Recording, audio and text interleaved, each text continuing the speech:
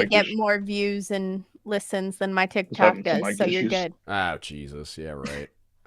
Why is it got Bob as the big screen here? What is going on? Oh, is it up to me? I thought it would do like whoever was speaking. Interesting. Doesn't zoom. Well, I did like a different button for the focus thing, but maybe I'll just do it like this. Where's the ammo? I need the ammo. Where's So if the I ammo? Get to the chopper! If I hit audio output and audio input capture, will it capture both? I think so. I am not an expert. I'm still figuring out Discord.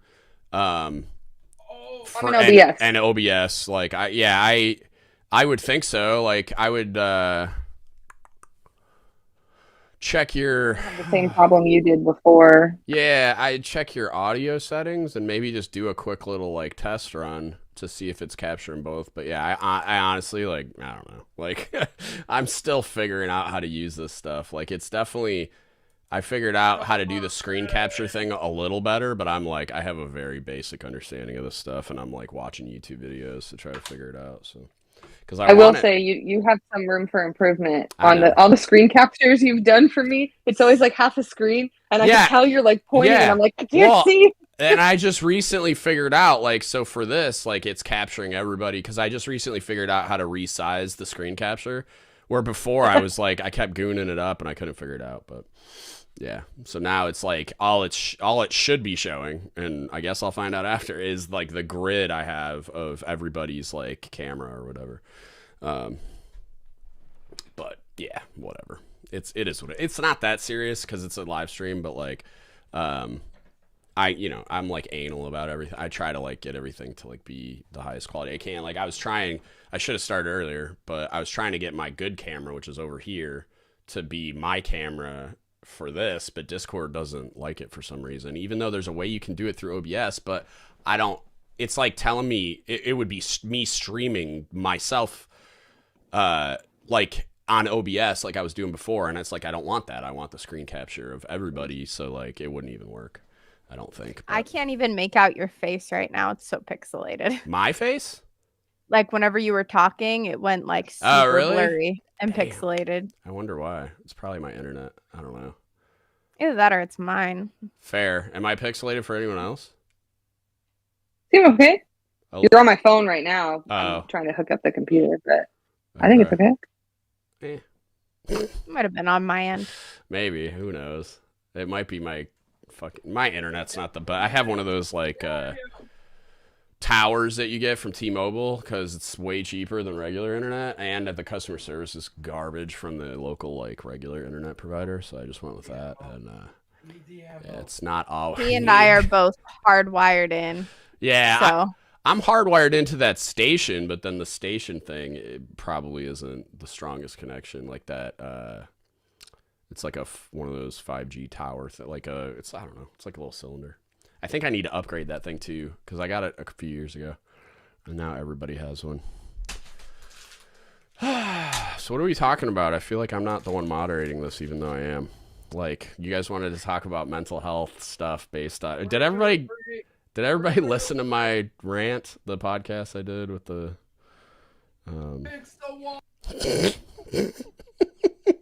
Get to the chopper! And the dog's here. He's like, I want to be on Discord too. Oh, my dog is here too. Cute you want to say hi to the world? Hell yeah. What's up, dude? All the fur babies. She's not sure about that. Yeah. Sorry. Yeah. I'm sorry. My dogs would be in my lap too. I wouldn't be able to get rid of them. That's why I usually don't bring them in. I brought them in that one time, but. Was that a healer? Like a healer? Say hi to my mom. Hi, Mom! I don't know what she is. She's a mutt.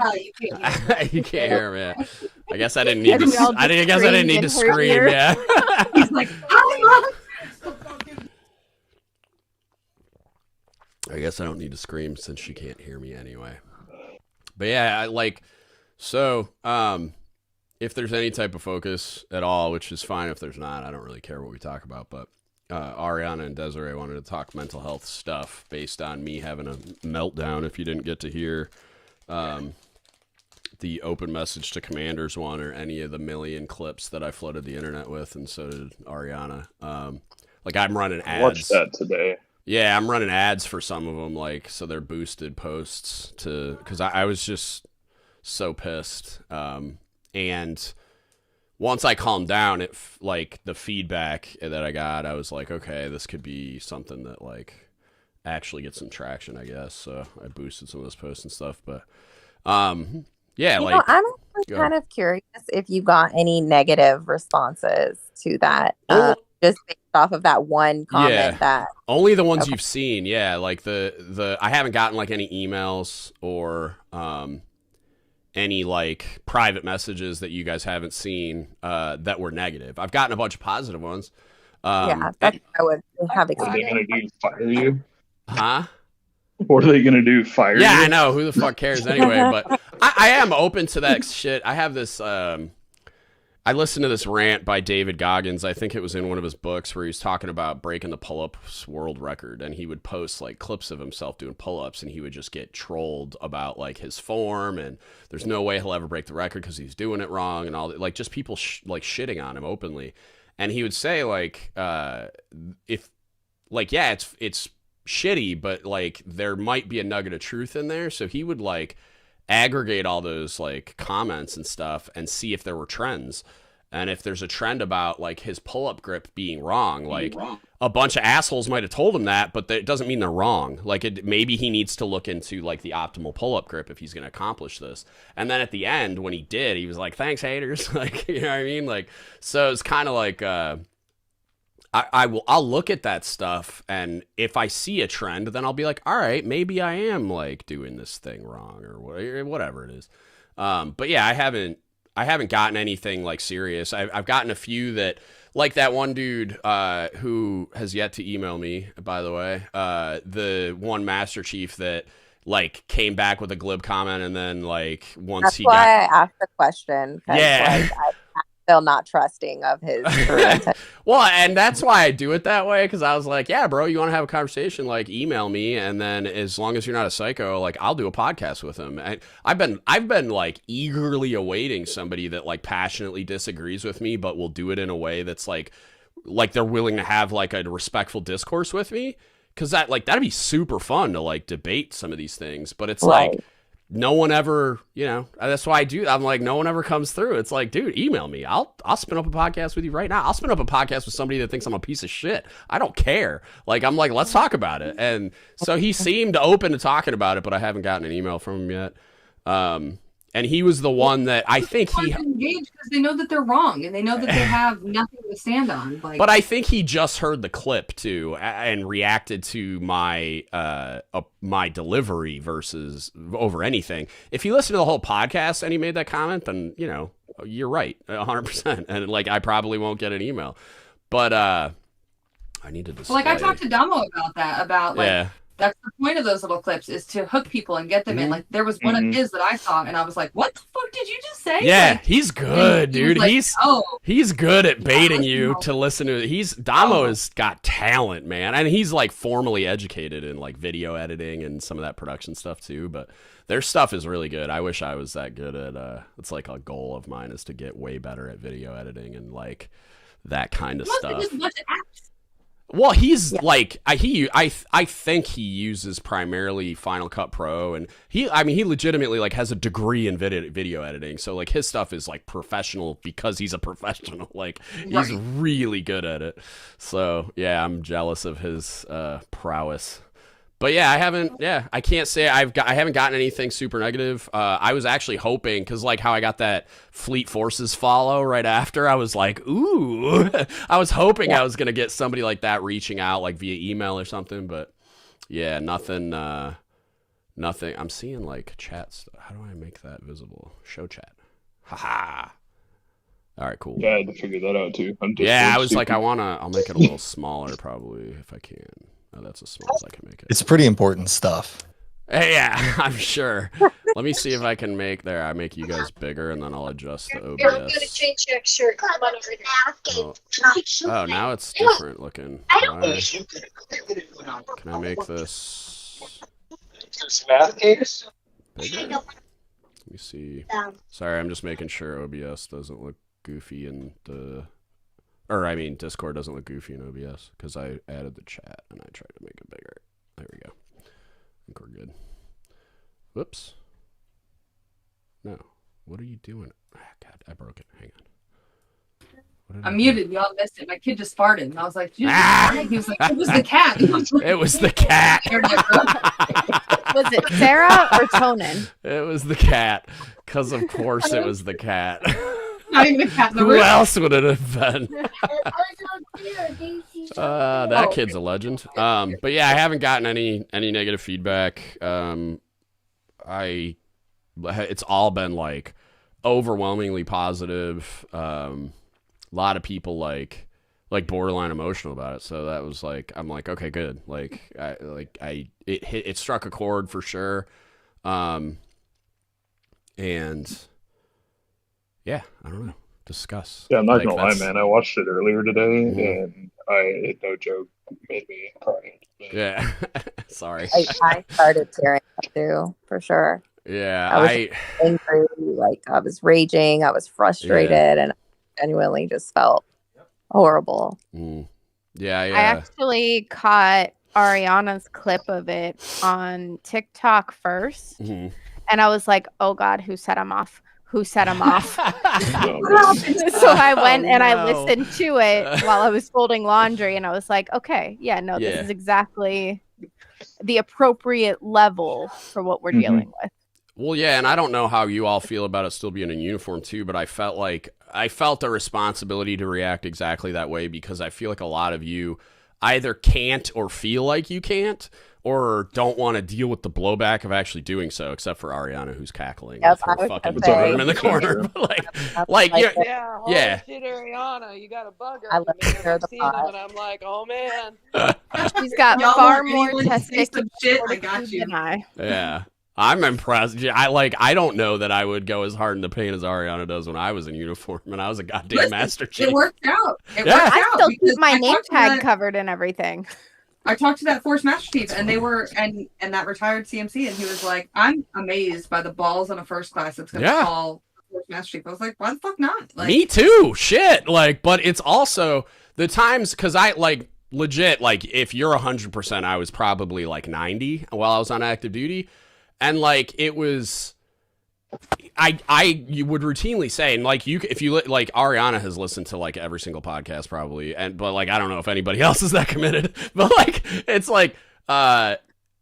you've heard me talk about the positions that it's got me in and how I thought I was going to retire as a chief, but the opposite usually happens is when I confront people or when I spoke out or when I would advocate, I would find myself getting a more positive response. Occasionally it'd be negative, but almost always positive, almost always pleasantly surprised because I would go in expecting pushback or straight up shut up, this isn't your place or roll or whatever. And almost. And I think there was a certain amount of luck in that I just had some quality leadership along the way. More often than not, it wasn't that. But when I was in those positions, it was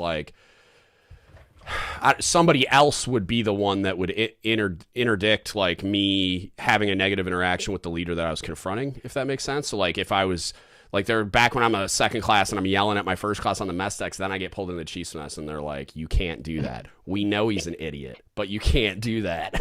And then they would talk to me like we're working on it behind the scenes or whatever. And so it was if I was in a position where the leader I was going in on was reacting negatively, somebody else would jump in and be like, no, actually he's right. Or no, actually you're wrong. And he's wrong for approaching it that way. But you find yourselves in positions like Ariana did, where it's you're shocked at the response because I think there's a misunderstood dynamic that, or often ignored, or often people are ignorant of this dynamic of and I'm probably going to butcher this, so jump in if you think you have a better understanding or want to offer something on it. But I think there's this weird disconnect a lot of the times between just the generations and then the 700 layers between us.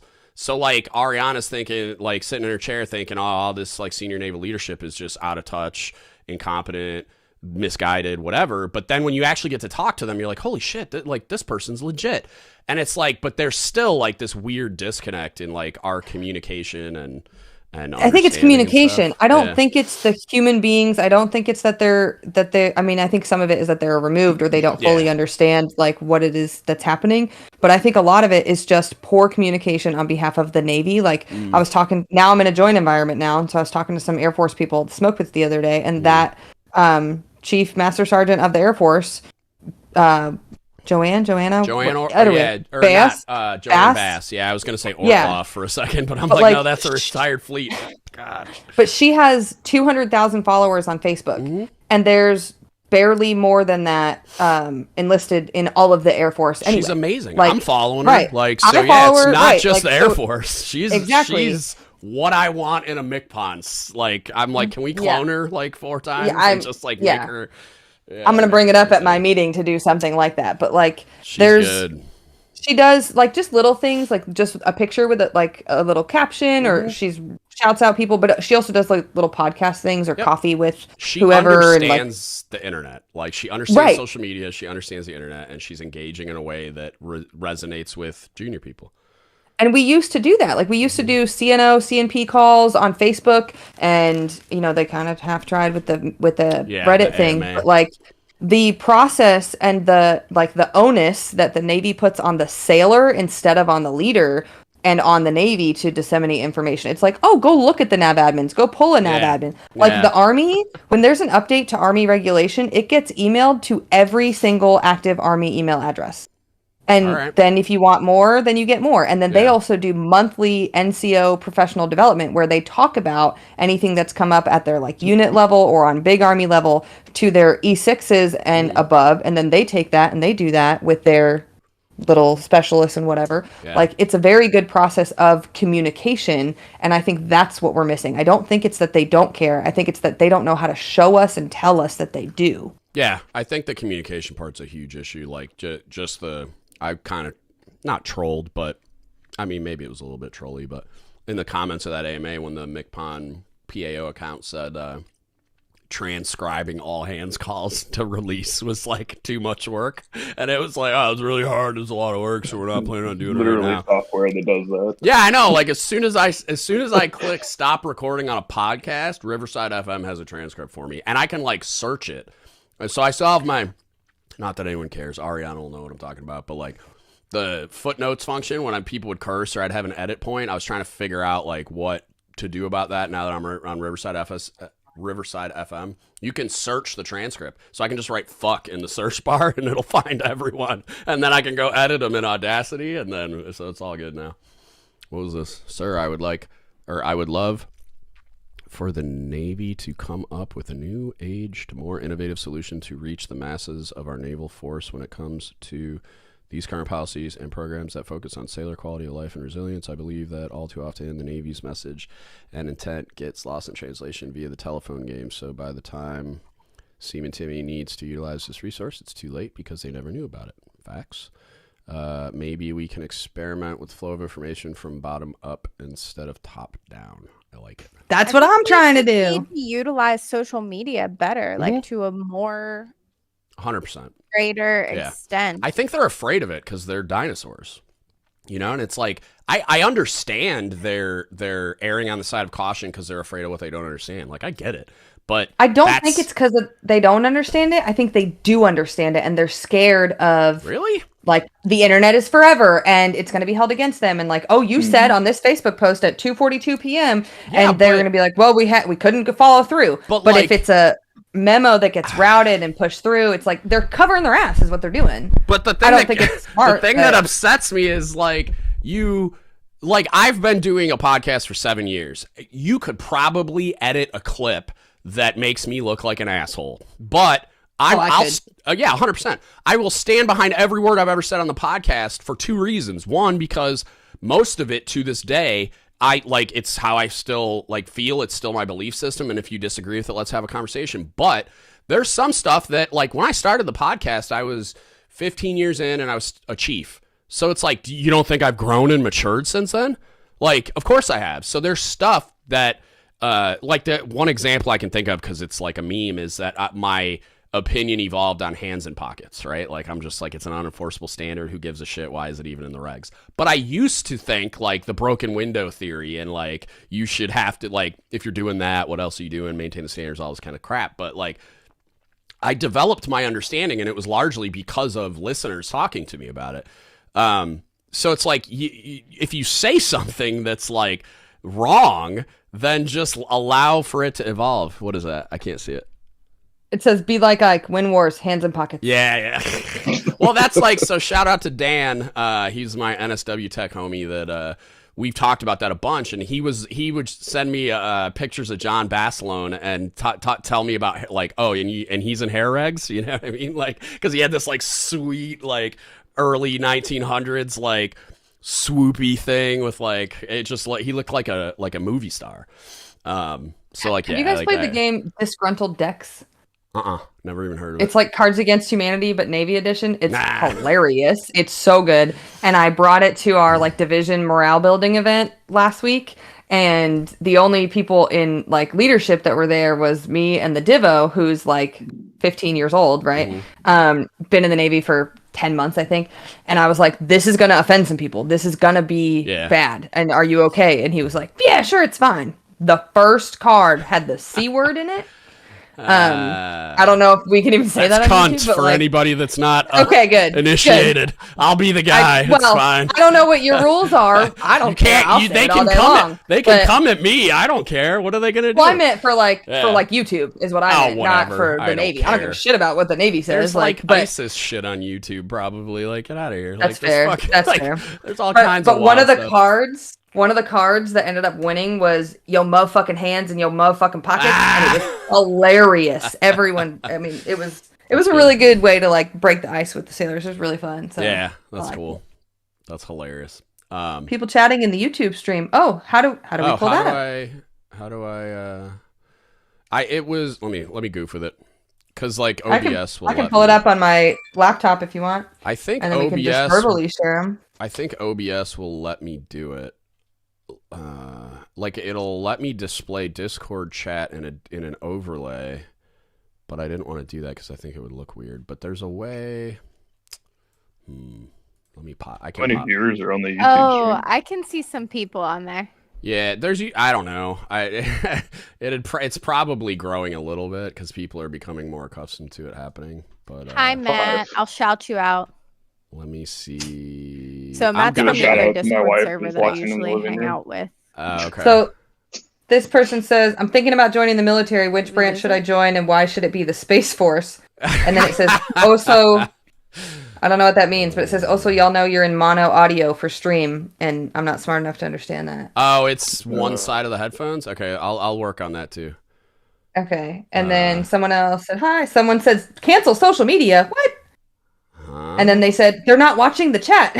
I'm working on it. I'll get on the chat in a second. Stop yelling at me. I am Someone said, technologically is there challenged. Server to join. Yeah. And I don't know how to can you copy and paste the link? Yeah.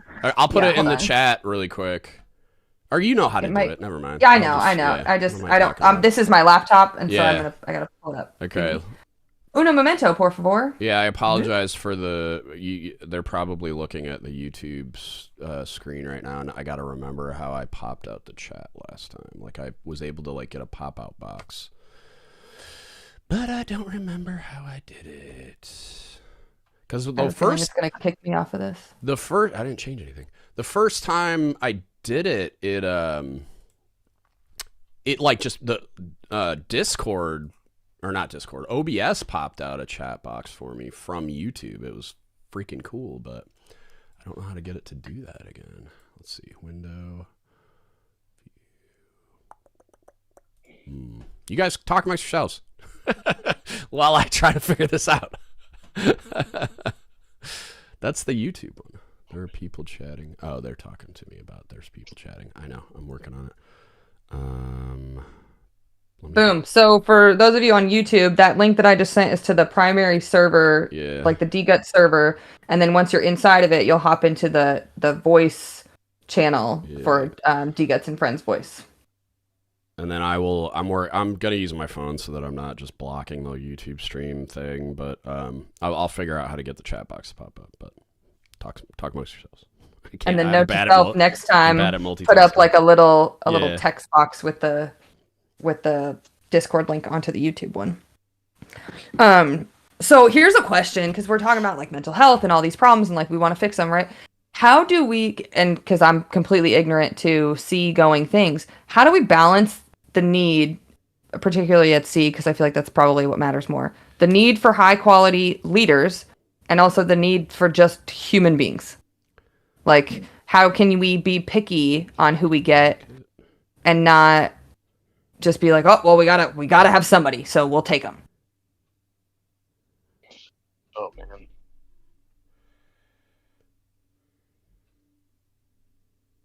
Come on, man! I can't answer every question. I'm trying to fix the YouTube. Someone else. Honestly, that's a tough one. I think. Yeah. Go for it. Maybe because there's no good answer. I asked my my officer friend about that too. He was the one I mentioned earlier. He sent me a picture of this officer. This was in a Fleet Forces Facebook group, I guess. But this officer in her whites with her black socks on, and we talked about some of the issues with some other officers in general. And he said, it's amazing, not for this person with the socks. He said, it's amazing someone decided to give these people a commission. And I said, how do you balance having quality people when we're just desperate for people, period? And he said, I don't know, but the ones making the most money shouldn't be the dumbest ones. Is what he said. It's like, that's all the commissioned officer has to share. It's like, well, I think the short answer is you don't, or like, I don't. Unacceptable. I can't honestly, I can't think of a good way to balance that because of the crisis that the Navy is in as far as manning goes. I think, I mean, like you said, you don't agree with it, which I don't even know if I agree with it, but I think there's got to be some kind of way. And I think a lot of it comes down to, I'll touch on what he talked about in the open message to commanders, is that like there's zero accountability in some, senior leadership where they just, I don't know if they read the charge to COs from the CNO. Well, I forget what the exact name of it. I don't know if they read it and just think, oh yeah, like I'm all over that. Like I'm just the greatest thing since sliced bread, and then it all goes out the window, And I'm kind of maybe a little bit bitter at the time being because of my present situation, but I don't know what the disconnect is there and how you fix it. Honestly, as a whole, I feel like the Navy is very hesitant to maintain standards in general. I feel like a lot of this could be cut with holding people accountable. A lot of people are afraid of accountability and what it can do to somebody. But at the same time, like, we're not holding senior leaders accountable to the extent for which they should be accountable for these things that are going on, right? And then some of the issues are exacerbated at the lower levels by not holding junior sailors accountable to doing actual work, or at least motivating them properly to do the actual work. You know what I mean? So if you have those, hard chargers that are getting burnt out because, Seaman Timmy's sitting on his ass all day staring at his phone or whatever, who's holding that person accountable? Who's motivating them to do the actual job and carry some of the load? Who's training them? Who's giving them the why? And how are we balancing that? Once we can actually balance the workload properly, then a lot of these issues will start to be a little less prevalent, to the point where we wouldn't be hurting for people because you wouldn't have burnt out sailors who are getting out after the first or second tour. You wouldn't have senior leaders who are getting tired of the daily grind, saying F this, F that, because they're their COs aren't being held accountable to their mismanagement and neglect of certain issues. But I mean, that from my perspective is how it can be fixed, but it's definitely it's not, there is no like one catch-all. It has to be everybody everywhere doing everything. Can I chime in on that? Hell yeah, chime in, dog. Okay, so one of the guys in chat said exactly what I've thought about my entire career. The Navy is the only branch with a disconnect so differently between officers and enlisted, and then the rank E6 and E7. That there's a magical line right there that once you cross that threshold, that's why I'm active duty Navy and I Christmas tree my test. I don't want to make chief. I've talked to PO1 Trash Panda about this before in the past. She knows who I am. Yeah. But I actively do not want to do that. Brad. Because of correct? Got it. Yeah, Brad. Yeah, I'm Brad. I'm the naysayer over here. We're all fucking naysayers. You're the truth speaker. That's what it is. You're not a naysayer.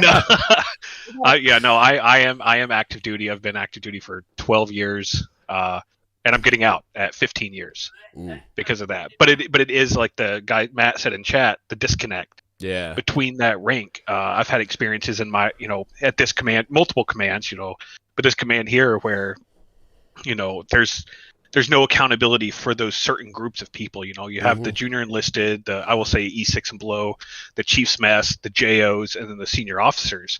And the only people holding the senior officers and the mess accountable are themselves. Yeah. But they let so many things go because that's their group.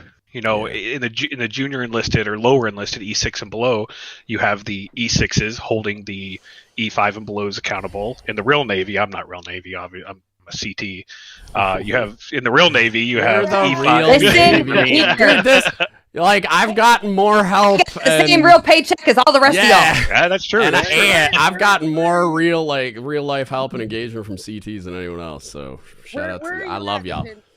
They're my skiff mates. Y'all I was gonna say, what's your shirt say? Let's go. They're my skiff mates. I'm in the black hole of CTs that is Maryland. That's awesome. We should get lunch sometime. Yeah. I'm gonna message you directly. I just got up here, so I live really on base, so me too. Oh, okay. There you go. Look at that. Look at me. I'm gonna best friend you. connection maker. No, but one of the biggest things that got me and decided, I'm like, wow, there's really no one holding anyone accountable, is I was on the Theodore Roosevelt when Captain Crozier incident happened. I'm working on getting him on the podcast, by the way. Like he said, he said yes, but I'm communicating via LinkedIn, and I don't think he's on there constantly, but he's doing a Reddit AMA too, if you didn't see that, but because he's got a book coming out in June. Yep. Surf. I got it on pre-order. Yeah, so do I. Yeah, but yeah, I'm trying to get him on the podcast. But I think he's just slammed right now with the book launch stuff. So I'm waiting on him to respond with like a time and what he can do and anything. But sorry, go ahead, Brad. No, I was just gonna say like that was one of the points where I'm like, wow, people. Not everyone, everyone's different. Everyone has different mentalities, and there are good people in every rank. From E1 to O10, but the fact that he was looking after his people, that's the epitome of I'm looking after my people. Big Navy said don't do this, and he goes, fuck you, I'm doing it. And he pulled into Guam, and he saved a lot of people because it was getting bad on that ship, and he got fired, rehired, fired again. It's at that point when you realize like how many people out there actually, and that's we were talking of retention earlier, but how many people are actually looking out for not just or they're just looking out for the people and not just for themselves. And that's the position I'm in right now. I don't care if I get Sailor of the Year, Sailor of the Quarter, Sailor of the Day, or whatever BS they want to come up with these days. I look after my sailors. Obviously, I'm in a joint environment, so it's soldiers, Air Force, Marines, Navy. I look after my people, and at a certain point, that's when you have to be. That's where you have to be. You can't look after. Oh, we're in this group of people now, so we're looking after ourselves. It's looking after everyone, quote, below you or under you, and I just don't see that anymore in the Navy. I don't, and that's why I've mainly decided to get out. I will say it definitely is happening. And that's something that is, I think, all of our responsibility to show and with that example and explain that when you are taking care of everyone else and not just to yourself, you do have way more goodness come to you. Not to brag, I just went up for 10th Fleet Sailor of the Year, and because I don't give a fuck about myself, but that I really don't. I don't do anything for the purpose of making my eval look good or for any kind of recognition. It just happens to work out that way for a lot of people. Not everybody, definitely not everybody, but it for the most part, there's a lot of goodness that comes to people who just care. That's what our experiences are anecdotal to ourselves, but I felt like that where when I made chief, I was just everything else is gravy, I was definitely the guy that I was trying to get promoted, and I was doing all the things to try to get promoted. Basically just I learned how the system worked, and I was like, oh, okay, I just have to do these things and that'll get me promoted. But the motivation to get promoted was it was all the normal things. I wanted to make more money and I wanted to be in leadership positions. But the primary motivator was I want to be in charge so that I can do a better job than these clowns that I've been underneath for so long. And then when I got to a point where probably as an LPO, I had kind of the revelation of my leadership wasn't what I thought it was, and oh God, I'm doing it wrong and turning into everything I hate. And so I started working on fixing myself. So by the time I was a chief, it was it was exactly what Ariana was just saying. I definitely went out of my way to take care of people, but I was also about myself to an extent. And then when I made chief, it was I jettisoned all that crap because I really bought into the it's not about you anymore and all the other crap they say during the season. And so I just started. You were the only one. I know. I just started doing that. Not the only one, but I just started doing that, and it was funny to see how everybody in the mess acted like I was the weird one, and I'm I'm just doing what we said. Taught me this. I'm just doing all the things we said during the season and not taking conforming to what's going on around me. No, that's not what we are. You told me, but I had the fortune of the first mess I was in for the first 3 years I was a chief. They really did it too. The majority, the minority was the people that were doing something different and thought I was weird. Those guys were the minority, and the ones that we looked at as, okay, we got to work on them more, get them to come around to at what a chief actually is. But then when I left that mess, it was I'm in Gen Pop now, and it was just oh God, I have to I was an alien to these people, and I'm just how it to the extent that so my old EDMC, it's a RDMC and a carrier, but my old EDMC and Doc, who were both mentors and just really great dudes on that first submarine that I was a chief. When they found out I was going back to just a normal SSBN submarine, and I was in Hawaii for my wife's sister's wedding. They were we gotta have dinner, and not just because they wanted to see me, they wanted to mentally prepare me to be in a normal chief's mess on a submarine, because they're it's not like the one you were in on this special project submarine. And they spent the whole time explaining to me what to expect, and they were 100% right, and it was an adventure. So yeah, I think it was similar to the experience I had, and we've talked a little bit about this before. When I made it, I had a really, really strong mess that actually practiced what they preached. Everything that we talked about during season, everything was it's not about you anymore, like you said, and they actually bought into that. They actually believed that everything was about the people and taking care of the crew, taking care of the guys. And I had about a month of that as a frock chief before I went to my new command, and nobody and nothing prepared me for the Gen Pop experience of doing a complete 180. But isn't that the issue? That's the issue right there. You guys are talking about the very few and far between good messes that you've had. I'll give you an example. My wife is a master sergeant in the Air Force, and when she found out she got her line number, and she was like, "Hey, putting on master sergeant." She goes, "My dad went through the Marine season quote, like that, they did some stuff. Her dad was in the Air Force as well. She goes, should I go through Navy chief season, because every other branch is, they're welcomed in some places. And she goes, should I go through season? And I said, absolutely not. She wanted to do it because she works in a joint environment just like I do, and she's like, I want to be able to lead sailors as well, not just airmen. And I said no, because I've been leading sailors without it for years. Yeah. And I was like, I don't think you'll learn to lead sailors there. Bizarrely, a lot of people that I know that have gone, I wish Rolo was in here, because he went through the chief season as I think he was a master sergeant. He's a Space Force guy now, but traditionally Air Force. And weirdly, most dudes I've met that go through the chief season from others, or just people, sorry, I said dudes, like people I've met that have gone through the chief season with the Navy from other services loved it. Like they were just like, couldn't say enough good things, which was super bizarre to me, because I'm just like, bruh, like even my season with that strong mess, I wasn't a giant fan of. Yep. Think about it this way, though. Like, I've seen like 5 Air Force, 2 Army. We've seen a lot, and one they own the shit. They're amazing, and then they end up getting a lot out of it. So I'm a fan of. And I don't know why, because every other branch has like brick and mortar or some kind of formal, no joke leadership development and education pipeline. Even though like I don't know how good they are, but like they're amazing. Yeah, they're absolutely amazing. So why do they like the Chief season so much? Look at it this way. Right? They get to go through it, and then they're not surrounded by the post-season slump back into mediocrity. Right. So so it's like an ideal. They see that exactly. Yeah. They get the ideal, and then they take that ideal to wherever they're going and start to actually shape everyone around them. I'm not a strong enlisted leader. I just play one on TV.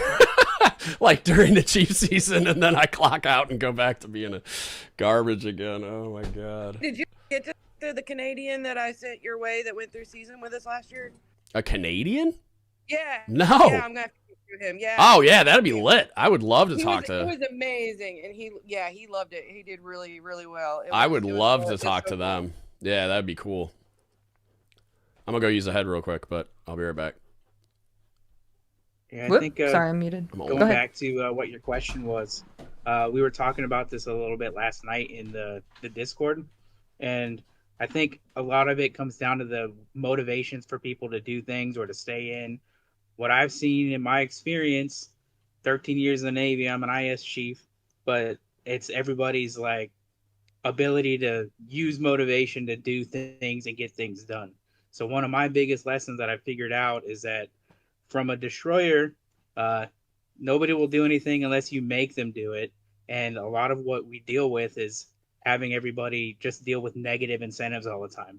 If you don't do this, then you're going to get punished this way, or you're not going to get this, or something bad's going to happen to you. But we're extremely limited on our positive incentives, our ability to kind of give people a good reason to do things. So we kind of get like filtered out with the people that are self-starters that like do it for themselves, or somebody that wants to like just kind of do it for the good of the whole or anything like that.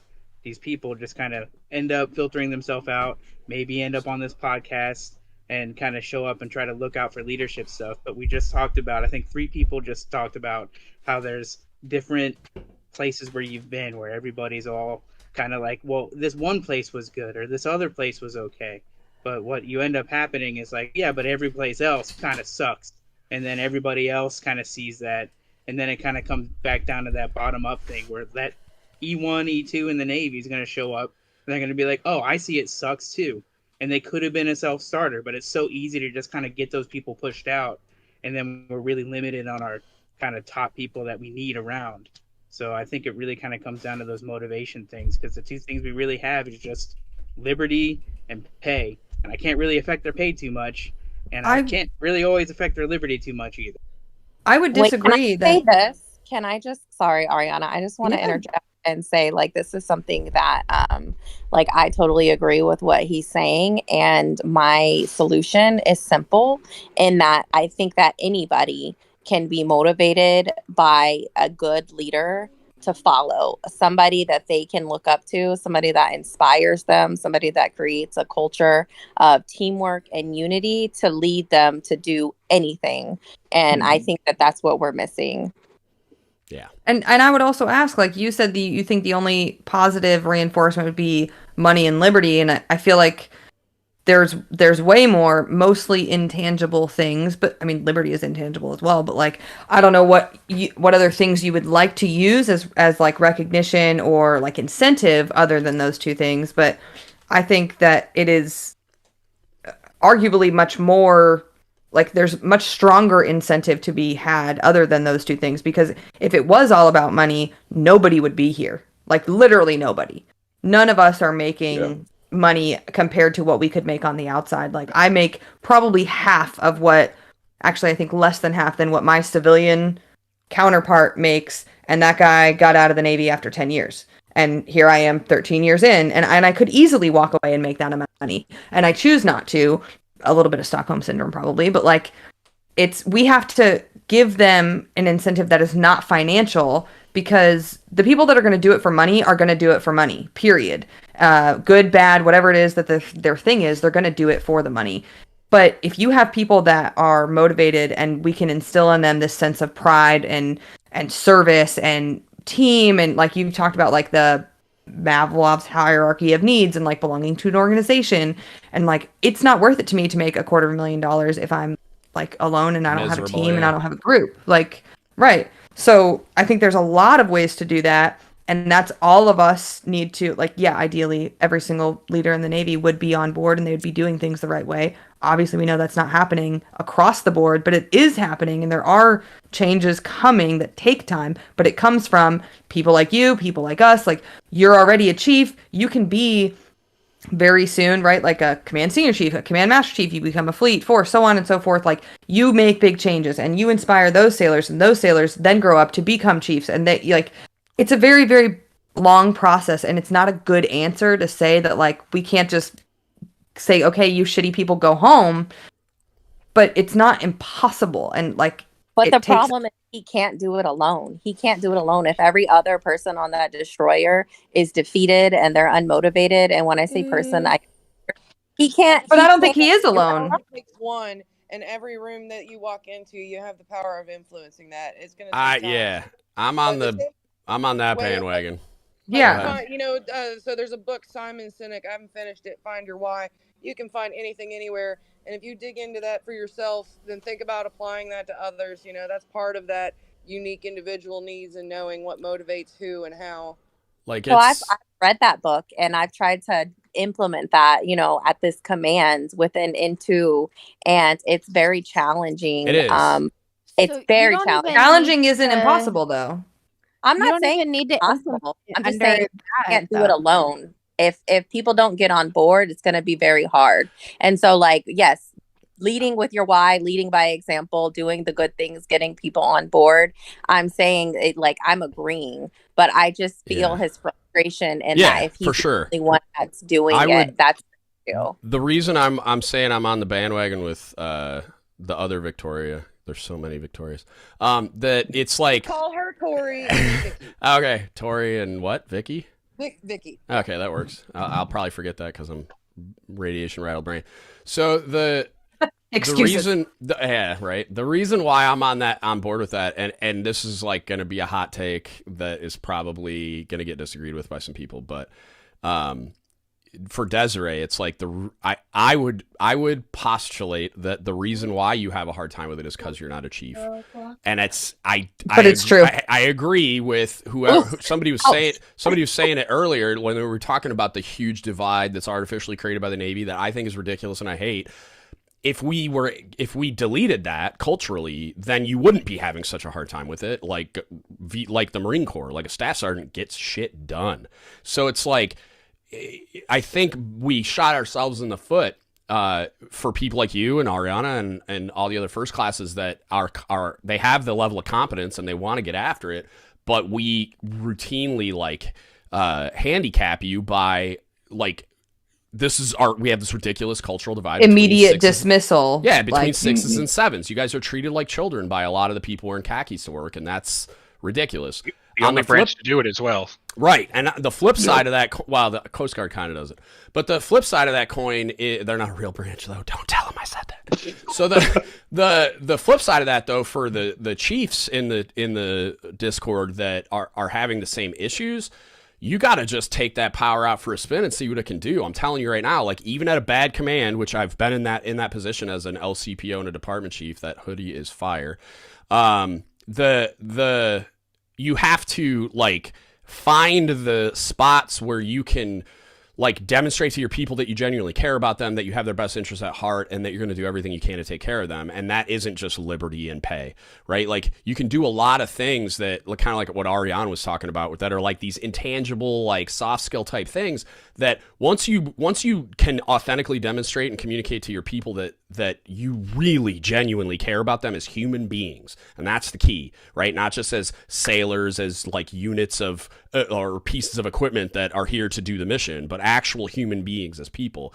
Then like you build trust. They're going to believe in you in moments when you need to push hard. And then they're going to understand that you're going to go out of your way to take care of them when you can and get them the extra time. Like the meme of taking care of them on the back end. Like if you actually do that, like if you tell them when the work list is done, you can go home, and then you actually send them home routinely, it's like that you just build this credibility and trust over a long period of time that you will be the weird one on the boat where your division is the one that's outperforming everyone else. And your department, if you're a department chief, is the one that is like routinely getting everything done and doing the right thing. And they have higher morale, right? If you're at a horrific command, like you're right, you can't control the command culture, but you can control the sphere of influence that you have, which is inside of that division or shop or work center or whatever. And that's like, if you're wearing khakis to work and you're not trying to take that out for, like, you have more influence and power with that group of sailors you're charged with leading as an LCPO than you think you do. And I would highly encourage you to like try to get creative and like figure out ways to like take that power out for a spin and take that influence out for a spin and see what you can do with it without, of course, violating any like red lines that like maybe your CMC or CO has laid down, because you're not going to win that argument 99% of the time. But at the same time, like I had a Cobb read CMC that kind of expected people to be at work late for no reason. Just it was like some programming he had. He was a great dude, great Cobb, but like he just kind of had this like this process running in the background because of how he came up. And he was like he joined the Navy in like the early 90s probably.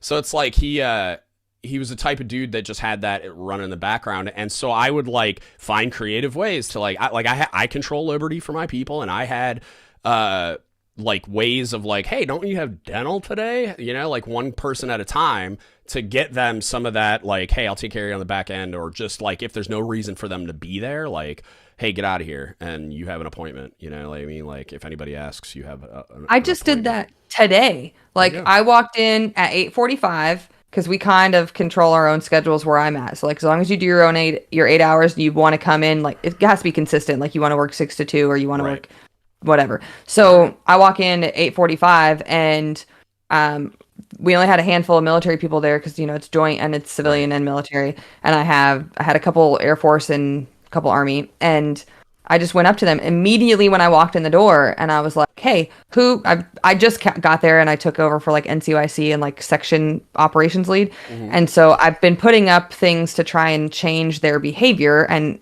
improve them. And so I was like, hey, who's done these things every day this week so far? These 2 things. And there was one person that had done both of them. I was like, you get to go home right now at 9:00 in the morning. I said, go clear it with your service that they will let you go. And if they won't, then come back to me and we will figure out another day that you can get out at a decent time. But I just want you to know that like, I appreciate you doing the things that I asked you to do because it'll feed in the long run.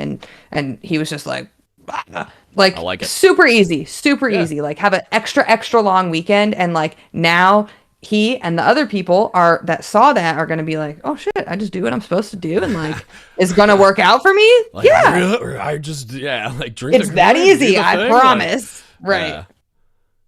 Yeah. So my rebuttal to that is how do you reconcile all of that when you're part of an environment where you try to do those things and then the rug gets pulled out from under you by say your, EDMC, RDMC. Can you define CMC, CO? Can you define rug pull? So if you're trying to like implement those things where it's like, oh, like, hey, don't you have dental today? Or, say, oh, I'll use a more direct example. So if I tell my division, you guys can go home as soon as the work is done. Right. As soon as the work list is done. Yeah. Well, that's not the expectation, right? So I don't get to make that call. You don't control liberty for your division? Not entirely, no. I would have that. I would fight that hard. Yeah, I would have that conversation with your EDMC and like make them make you understand why that there's any like micromanagement going on there, because if they're like, I would imagine that you have some type of a sync up with your EDMC at the beginning of the day, and then it's like they should be providing you with any outside divisional work things that have to get done as a department. And if none of those things apply, like once the work list for MDiv is done and there's nothing external to your division, I'm sending my people home. And there is going to be a certain amount of, like, if you have an EDMC that thinks they just control everyone's liberty in NGDEP, that's ridiculous. And it's not so much that, it's above that. Say it again. Sorry. It's above that, like way above. Like the CO? So, yeah. So CO, XO, department heads. You got it. Then I'm getting crafty. Because you have an appointment, like, you fucking trying to tell me the CO's monitoring somebody having a dental appointment? Dude. Sometimes. Listen. All right. Tell me a story. My first ship, I was on Arleigh Burke. This is 2009 to 12. So granted, things have changed just a little bit, but it's not really getting any better. Regardless, my XO was standing on the bridge wing, on the big eyes, reading people's I'm going to pretend I know what all that means. Name tapes. So giant ass binoculars we have on the bridge wing.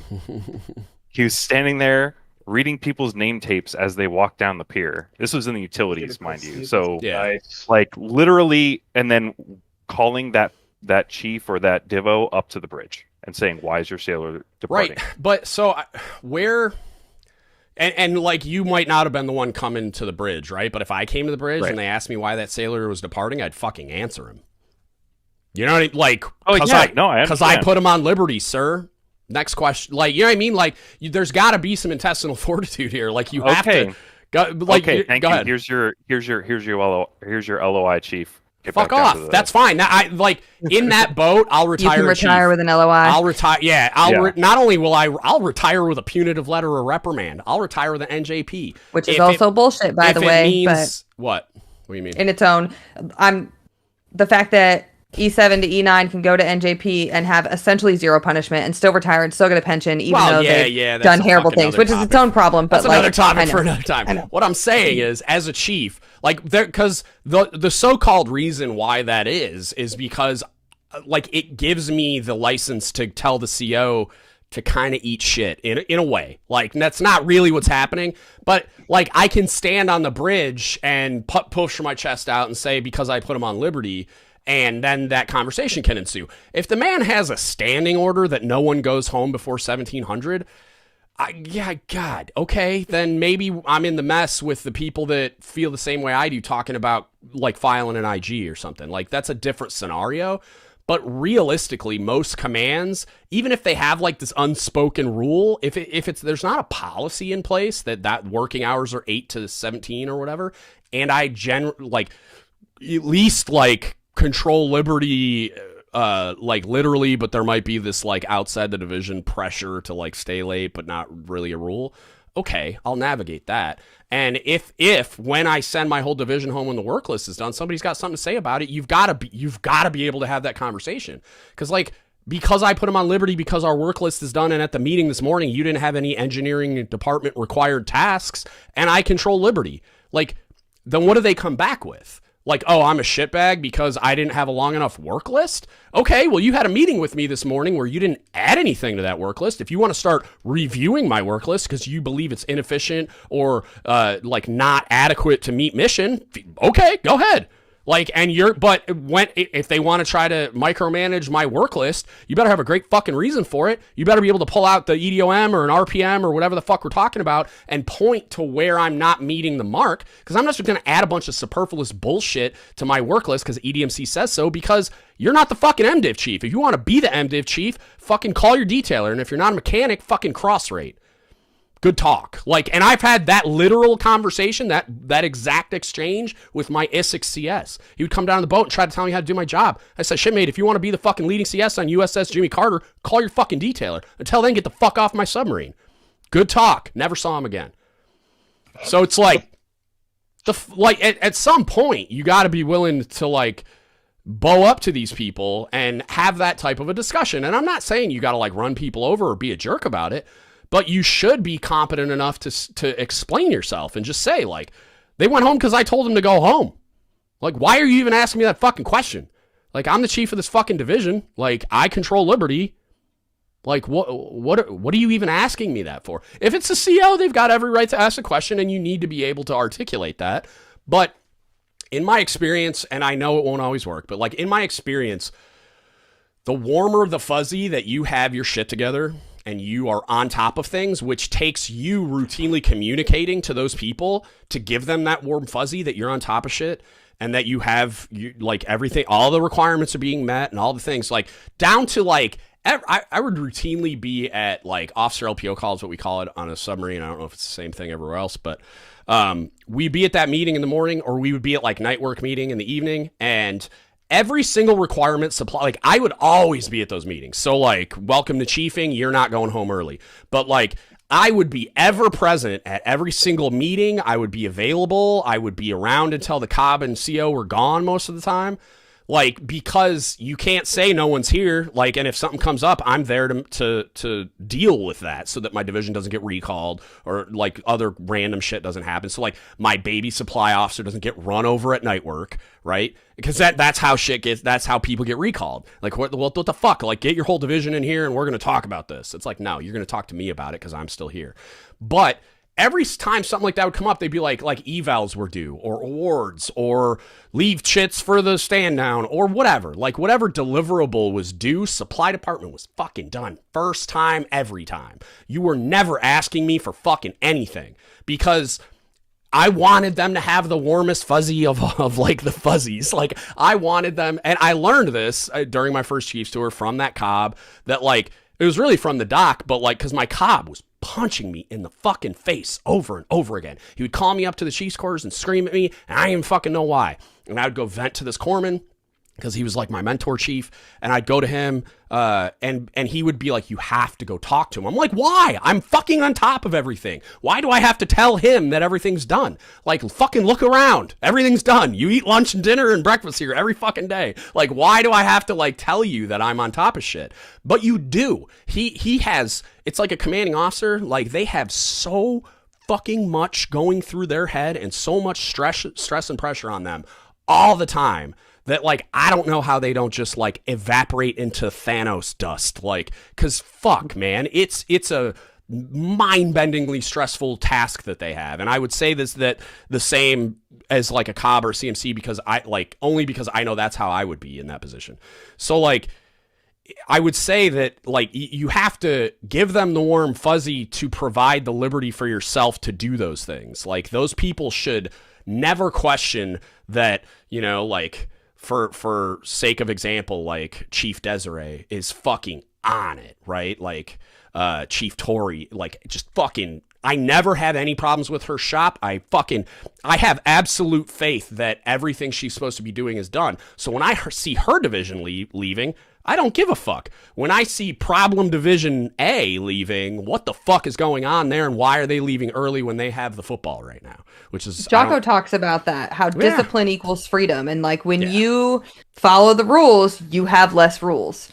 And so same thing goes with, like, standards and things like that. It's like, when your uniform looks good, people give you a little more lenient. Like, it's the exact same thing on an individual scale, on a division scale, so on and so forth. Like, it was like a light switch flipping. When I started going up and talking to my COB, it was like, all of a sudden he stopped yelling at me. And I'm like, holy, because my doc was telling me that. He was a senior chief IDC, and he's like, you got to go talk to him, man. In the absence of communication, he assumes there's a problem. And I'm like, but that's stupid because I don't have any fucking problems. Like, everything's going fine. But he's like, yeah, but he doesn't know that. I'm like, how does he fucking not? You know what I mean? Like, I kept pushing back. But then he told, like, he wouldn't let it go. And so I finally was like, fine. And so once a day, every day for a week, I went up there and just briefed him on what was going on. Like, I had my book in, book in my hand, like I was at a meeting, and I was just like, hey, Cobb, what's up? I just wanted to touch base with you. This is what's going on. Got this thing. We're going to pull the freezer tomorrow. All this, you know, like all this shit that, like, he probably didn't really care about, but I was giving him a warm fuzzy, and I swear to God, it was like a light switch. After that 7 days, that man didn't bother me. He knew I was on top of shit. You know what I mean? So this isn't exactly pointed at the, like, inter-mess relationship either. This is more so like the department heads to EXO level. But you start getting at that level, and there's no discussing with them other than literally just puffing your chest out saying, I got this. That's the only recourse. And then their recourse tends to be, okay, well, you can go into the corner and color, and I'll make this chief of your division. Have fun. So there are instances where that doesn't work. Everyone has a boss. Let me just tell you. Yeah, well, I understand that. I'm not in the intel community, so like what I can tell you is department heads on submarines that tried to tell me how I was going to chief would turn into fucking sock puppets in a hurry. Like, I don't fucking work for you. Like, and I know that sounds ridiculous, but like let me like clarify the relationship. So like on a submarine, it's unique for me specifically because my department head is a brand new baby ensign most of the time. So they're like a divo that is also a department head because supply. That's just the way they do it. But then the nuclear department heads, they're nuclear trained. I guess they're not all nuclear. We have like the engineer, the navigator, and the WEPs. But even then, it's like, you can try to tell me how I'm going to do my job, and then I'm going to eat your soul, and then you're going to get the fuck out of my business. However, the reason I had the ability to do those things, it goes back to the exact same principle. The CO, XO, and Cobb, like, I'm their guy. Like, they fucking knew I was going to take care of the problem, and they knew I was on top of shit, and I made it a point to be that guy for them. Like, I was on, like, even as the supply department chief, I wasn't an LS, but like when we needed the CAS rep apart to get underway, and oh my God, like I was on the phone, I was going over to the boat, I was doing whatever I needed to do to shake the tree until that fucking part fell out of it. And they would like be like, I can't, like, why are you doing this? I'm like, because I'm the supply department chief, bro. Like, the fuck, why wouldn't I be doing this? Like, we're trying to get underway, we need a part, that's supply. Like, right, I'm fucking on it. That's where the difference between surface and subs kind of comes in, right? Okay. So the department heads, like, how can I say this? You're gonna have a lot more divisions in on a surface ship than you would in pretty much anywhere. Let's say OI, the OSs, right? They're always getting hemmed up for leaving early. So now Ops puts out a thing, says everyone in the department, you ain't going home until 1600, period. I don't care what you're doing here. Just make yourself look useful or hide in the space. I don't give a shit. I already have an answer, but keep going. I know you already have an answer. So that's where they will literally strip you of your titles, your power, your everything, and your ability. They, as in the department head, the XO, and the CO. I mean, here comes my IG complaint then. But I know before we get to that point though, so like my answer would be, so like let's specifically for the OSs, right? Like they're going home early because they don't have any OS things to do, right? But what would be the department name? Would it be like combat or something? Operations department. So like ops, right? So ops department has approximately how many divisions in it? At least 4. Okay, so of those 4 divisions, so it'd be at least 4 including OSs. So like of the 3 other divisions, how like burdened are they traditionally? Like how busy are they? I mean, shit, it depends on what's going on. But traditionally, when we're in port, not very. Okay, so like What? So then why are they on Ops's shit about going home early? Is everybody not going home early, even though they all don't have much to do? That's the way it's perceived. So the XO is the O. Go ahead. On a DDG, deck division is in Ops department too. So you've got your deck C. Okay, perfect. By painting the ship, and then you got your OSs going like, I'm cutting out right after lunch. Cool. Perfect. So here's what I would do. So because deck is part of Ops, my division would be part of fucking deck like 4 days a week. Like, oh, we're done at lunch. It's time to go chip paint, bitches. Let's go. I would roll up my fucking sleeves if I didn't have anything to do leadership-wise, like meetings and all that other shit. And we would go chip paint, and we would go paint the side of the ship, and we'd go do whatever the fuck else they do to get them off the ship early. And then on Friday, fucking aloha, bitches, we're out. You know what I mean? So, like, you can create... Who's clapping for me? That's lit. That's like, so cool. Oh my God. I didn't even know you could do that. But that's, like... Someone show me how. You got to figure out ways to, like, navigate that perception in a productive way. Because, like, this is one of the tenets that probably, like, helped me succeed as a leader in this environment that we're talking about right now is... Instead of fighting the system, right? Instead of saying the Chiefs mess is fucking incompetent, instead of saying evals are broken and the advancement system's a joke, all of which are true. All of which are true. Instead of like just like banging my head against that wall until my head explodes, I'm like, all right, fine. Like the Navy's not going to change just because I'm like frustrated with the Navy, right? So let me figure out the best way to navigate these existing systems to take care of my sailors. So like I learned everything I could about how the system worked in its current iteration, whether I agree with it or not, which I largely don't. And then how can I use the mechanisms within these systems to best take care of my sailors? Like I want to leverage the shit out of all of the existing mechanisms to best take care of my people. And then I would do that. So it's like in the submarine world, I'm figuring out how to navigate through all those relationships inside the Chiefs mess that I think is dysfunctional, but still it's got the power and influence and it is what it is. And then same thing with department head dynamics, interdivisional dynamics, all those things. It's like, let me figure out how this works so that I can leverage it to best take care of my people. In the scenario you're describing, which granted I have limited information and zero experience with, that's what I would do. It's like, okay, like I would look for that opportunity, right? And it's like, oh, deck needs help because fucking of course they do, because there's always shit to do in deck, like as far as like keeping the ship squared away and whatever. Even if deck didn't want to do it, I would be like in on it. Like I'm like, nah, we're doing this shit anyway. Like you can fucking leave the paint and needle guns out for me and go home, and we'll be the ones doing it. And then when the CO walks off the brow and fucking OSs are needle gunning, he's gonna go, what the fuck is going on here? And then he's gonna find out, and then you're gonna be one of the people that he's looking at like, this dude fucking gets it. Like get the mission done, work together as a team, blah blah blah. And am I doing it to help deck? Yes. Am I doing it to help myself? Yes. Am I doing it to leverage the perception that the CO is going to have when they walk across the brow? Absolutely. Right. But all of those things, whatever my motivations are going to conspire to allow me to best take care of my people. So like, it's worth it. And I'm going to do it all day long. And it's not like I'm going to stop at some point. Like, I don't want to be a hypocrite. Like, oh, I was just helping you guys out to get my people to go home early. Like, I would keep helping out deck. I would try to get other people to do it. That's my shiny boots theory. Like, I used to shine my boots as a chief, as like a brand new boot chief. And I'd get made fun of for it. And I kept doing it, and I kept doing it, and I kept doing it. And eventually all those motherfuckers had shiny boots because I was making them look stupid. So it was like, and then like you get the CO giving you the Cobb shit because brand new baby boot chief has fucking shiny boots and no one else does, and then all of a sudden they all have shiny boots. So it's like you'll when you do stuff like that, like in that specific instance, like helping out deck, what you'll see start to happen is all of a sudden other people are going to feel like assholes. Like they're going to feel shame for not also helping deck. Like, well, fuck, why didn't I have that idea? And even if they don't care like truly and genuinely, they're going to understand that, oh, fuck, he's making us look bad. Now we have to go help deck or find another like equivalent. And then they're going to go do that. So it's like, look for those opportunities. You know what I mean? Like look for those opportunities to create that perception.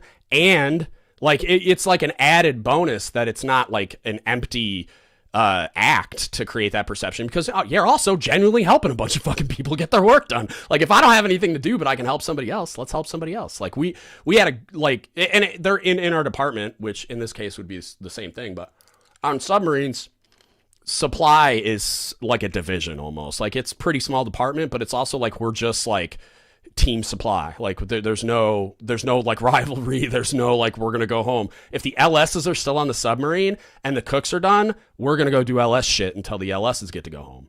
And it's like that's just how we operated. And so like I would say you could probably create that environment throughout that entire department. And then maybe if you guys get so good at it that you're all just going home early all the time, then maybe we expand that out to the entire ship.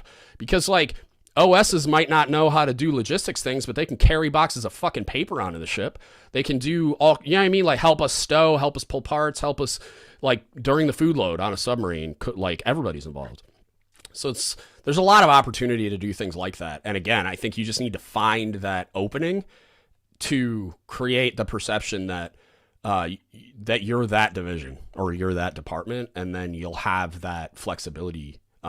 It's a lot of it's intangibles, and I don't think you'll end up in that position that I think it was Joe that was mentioning of like stripping powers and titles. Like that's fucking insane to me. I don't think I've never seen that happen unless we're talking about a DFC on a submarine, which is detached for cause. So LPOs, it's a little different. Like because as chief, I decide who the LPO is on a submarine. I'm assuming it's like that. You everywhere. Would think. I'm assuming. I'm assuming. Sometimes it's the department head. So on submarines, it's not. Even though I have seen it happen, but they're anomalies. Like when I would go down and do. Sorry, go ahead. Sorry. What happened? Okay. I'll fight you. He's It's you. Is that my voice echoing through someone's mic? I thought he was just playing the mimic game, and I was about to fucking get on the top rope. So I think I forget what I was going to say now. Oh, the LPO thing. So like when I would go out and do inspections, I would run into some supply officers. Again, they're brand new JOs to a submarine, effectively. That would like they would make some executive decision when they had first classes.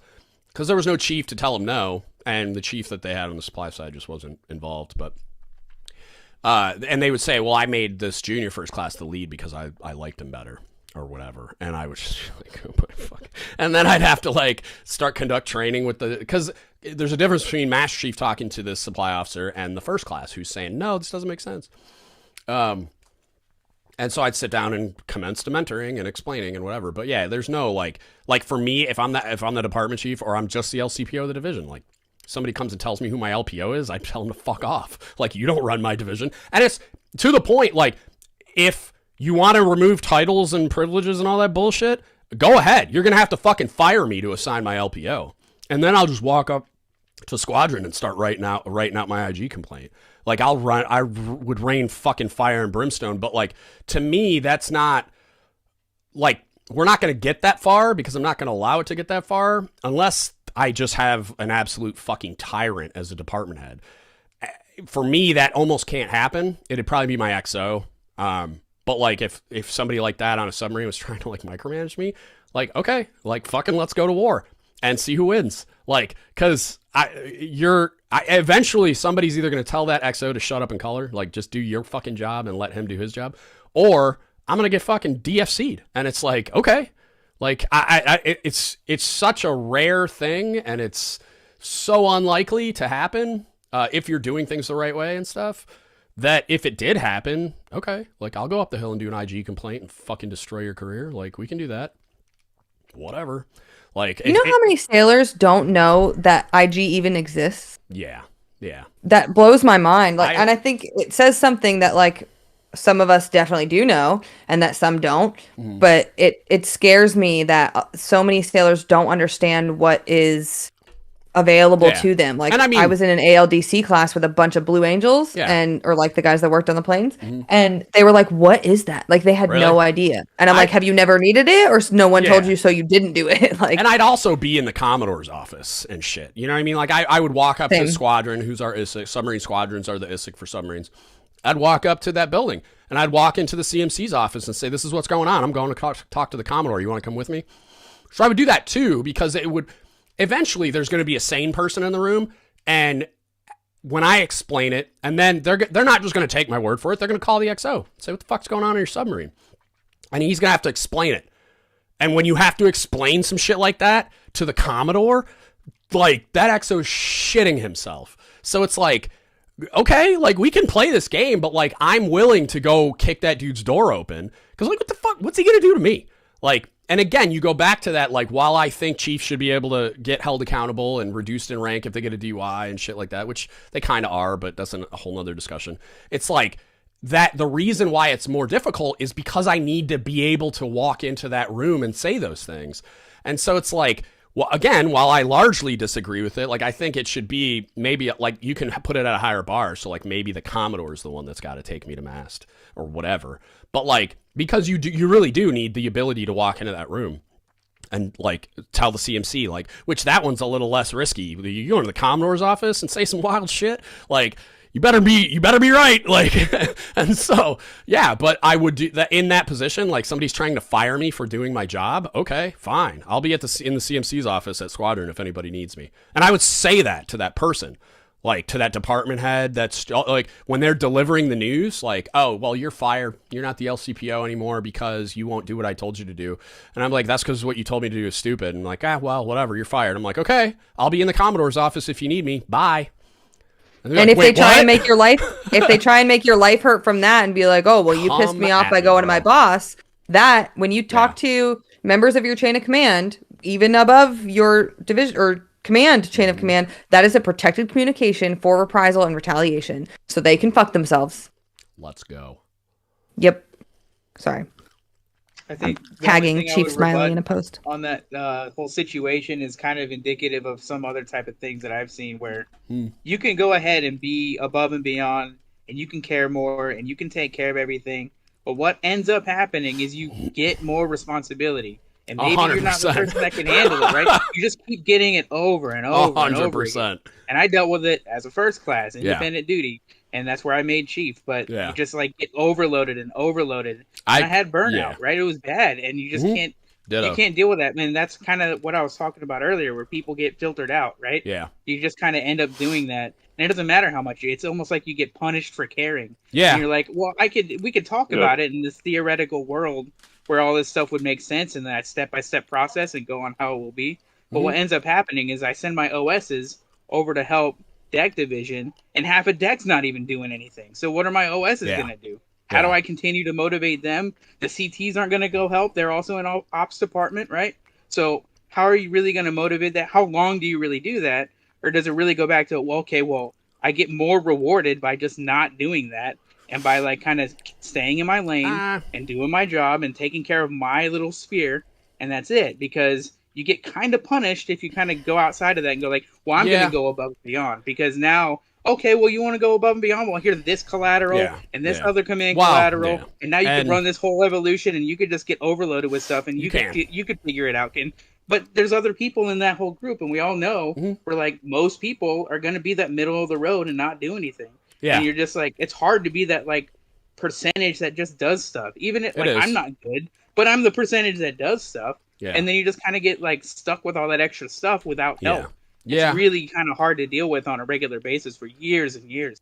Yeah, I was that guy, and I was not good at saying no, which would be my answer is like, you're allowed to say no to stuff. You're spending a little bit of that built-up credibility that I was talking about earlier, but like, because it's kind of like my last submarine. This is the example of how bad I was at saying no, because I thought I was superhuman until I started falling apart, but... So I'm the LCPO, I'm the department chief, I'm the SIMEO, I'm the assistant ships diving officer, which on submarines is a huge, like, senior supervisory qual guy. I was sitting all the boards for all the ship's control stuff, and I was a battle stations drill guy, so that, again, another huge one when we were at sea. Like, we would run a war day once a week, so I'm routing drill packages to the captain and all this shit. Doing... everything to everybody all the time. I would fill in as the cob all the time. Like it was ridiculous. I was doing everything except my job because I felt like I couldn't say no, because I felt like I was the most competent dude in the room, which, you know, like I wasn't not that, but there was plenty of competent people in the room too. So it was arguable. And it's like, I could have said no because of the list of shit I was already doing. You know what I mean? It's like, you can't, even if I said no to everything that they tried to get me to do, based on the list of shit I was already doing for the command, you couldn't point at me and be like, well, that guy, he's not fucking pulling his weight. You know, like I'm pulling fucking everyone's weight. Like spread the shit around. And so it's like, in those cases, it's like, if you're doing more than everyone else, but not damn near everything, say no. Like because there's like, what case could be made for you not contributing on a high level, even if you're doing the things I was describing earlier with like helping out deck and stuff. It's like, oh, well, this guy's the easy button, so we're going to start using him as the easy button. It's like, you got to say no. And it's like, even I wasn't good at that shit until the very end. Like I had an IDC, shout out to JC McClinko. He's out here in the ether paying attention somewhere, but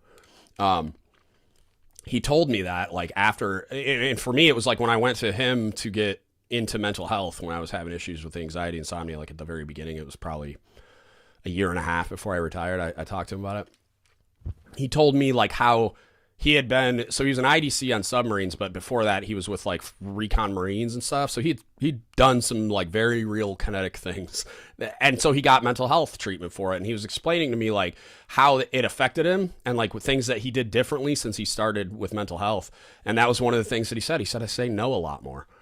And I was like, what do you mean? And he explained it to me like that. He's like, people will come to you because you're you and ask you to do everything. Like I was running the Chief season every fucking year because I cared so much about it. And I didn't have a problem with that so much until close to the end. And then I started to say no. Like, I'm a goddamn Master Chief. I don't need to run the Chief season. I'll be involved. I'm here to mentor you because I've done it so much. But I was like, I had this Chief Lindsay that was an IS, and I was like, she wanted to do it. I'm like, do it. And I'll backstop you at every chance I get. I gave her all my materials and all that stuff. But it was like, I don't need to do it all. And so, like, I would just say to that is like, say no. You could find yourself in a rough conversation if somebody wants to freak out, but it's like, look, I can't do everything. And you could point at that resume and just be like, look, I'm already fucking doing 70% of the collateral duties on the submarine. How the fuck you want to give me another one? Like, I'm fucking busy, man. Pick someone else. Uh-oh. What the fuck? Well, it's good timing that I jumped in then. You broke it, Bob. My whole shit just scrammed out. What happened? I don't know. You just dipped I blame out. you. You broke it. I figured it was a mic drop. Shar came in, and then you said something you weren't supposed to, and then you broke it. No, I figured it was a mic drop. No, I was just going to say that I have the opposite problem, as you know. You're a busy guy. I can't say no, and well, not that I can't, but I don't. And so I have I need other people to step in and tell me like, hey, you are doing enough. Don't do that. Yeah. Or which is pretty rare. Or it's the opposite of like a couple of times it's been like, hey, this other guy needs something, right? Like he's been asking, he wants to do something. I get it that you can. I get it that you think you have the bandwidth and blah, blah, blah. And you could probably do it, but also like, let's spread some love here. And you can not work 28 hours a day. Yeah. Yeah. And that was me, dude. Like, but no one ever told me like someone else can do it, you know, like except for I did have that CMC at my last command at group that he did that because they'd be in meetings. I wouldn't even be there because I traveled all the time to do inspections on submarines, and my camera's not on, and my CMC was like they were trying to give me collateral duties when I wasn't even there. They were trying to make me the staff SEL because at flag commands you have like the CMC is usually off doing like CMC things, taking pictures, kissing babies, or whatever. So like for the staff themselves, they have an SEL, and they were trying to make me the staff SEL. I'm like, I'm not here. Like, what are you talking about? And so he happened to show up to the Chiefs meeting that day and said that same thing. He's like, how does that make any sense at all? Like, why would we make him that staff SEL when he's never here? Like, and like say that, but that was the first time in my career that ever happened. That like somebody in a position. Your body broke you, so you had to say no. No, this was after cancer. I had only been back at work for like a month, and my CMC was even trying to get me to be the staff SEL. But then he like came to his senses after some conversations, and I'm just like, can I get a minute? Like, fuck. And then like he was also trying to get me to do some other shit, and I'm just like, dude, like, no. I was still like having big fatigue issues post radiation. I was only working like half days and stuff, and he's like giving me shit about not wanting to be the staff SEL. I'm like, how about I like heal from cancer first, dog? Calm down. Yeah, there's a good lesson for all the listeners. If you don't say no when you need to, your body will break it for you, like mine. Yeah. I got a good piece of advice from when I was a first class and I had 5 command collaterals as an independent duty IS. He gave me the advice. I was like, look, you got to say no, right? This is the senior chief in my community, but he said you can take the extra jobs, but add the requirement that you're gonna need help. So I'll do it, but I need help to do it too. So send me the extra people. Make sure that I've got the extra people to help me do that job. And after that, it kind of helped. But for me, it was a little too late. But I recognize that this happens in a lot of commands and throughout people that I talk to that this happens to all over the place. And it's not just chiefs or first classes. There's second classes like getting overloaded with command jobs because the whole rest of the command doesn't want to do the work.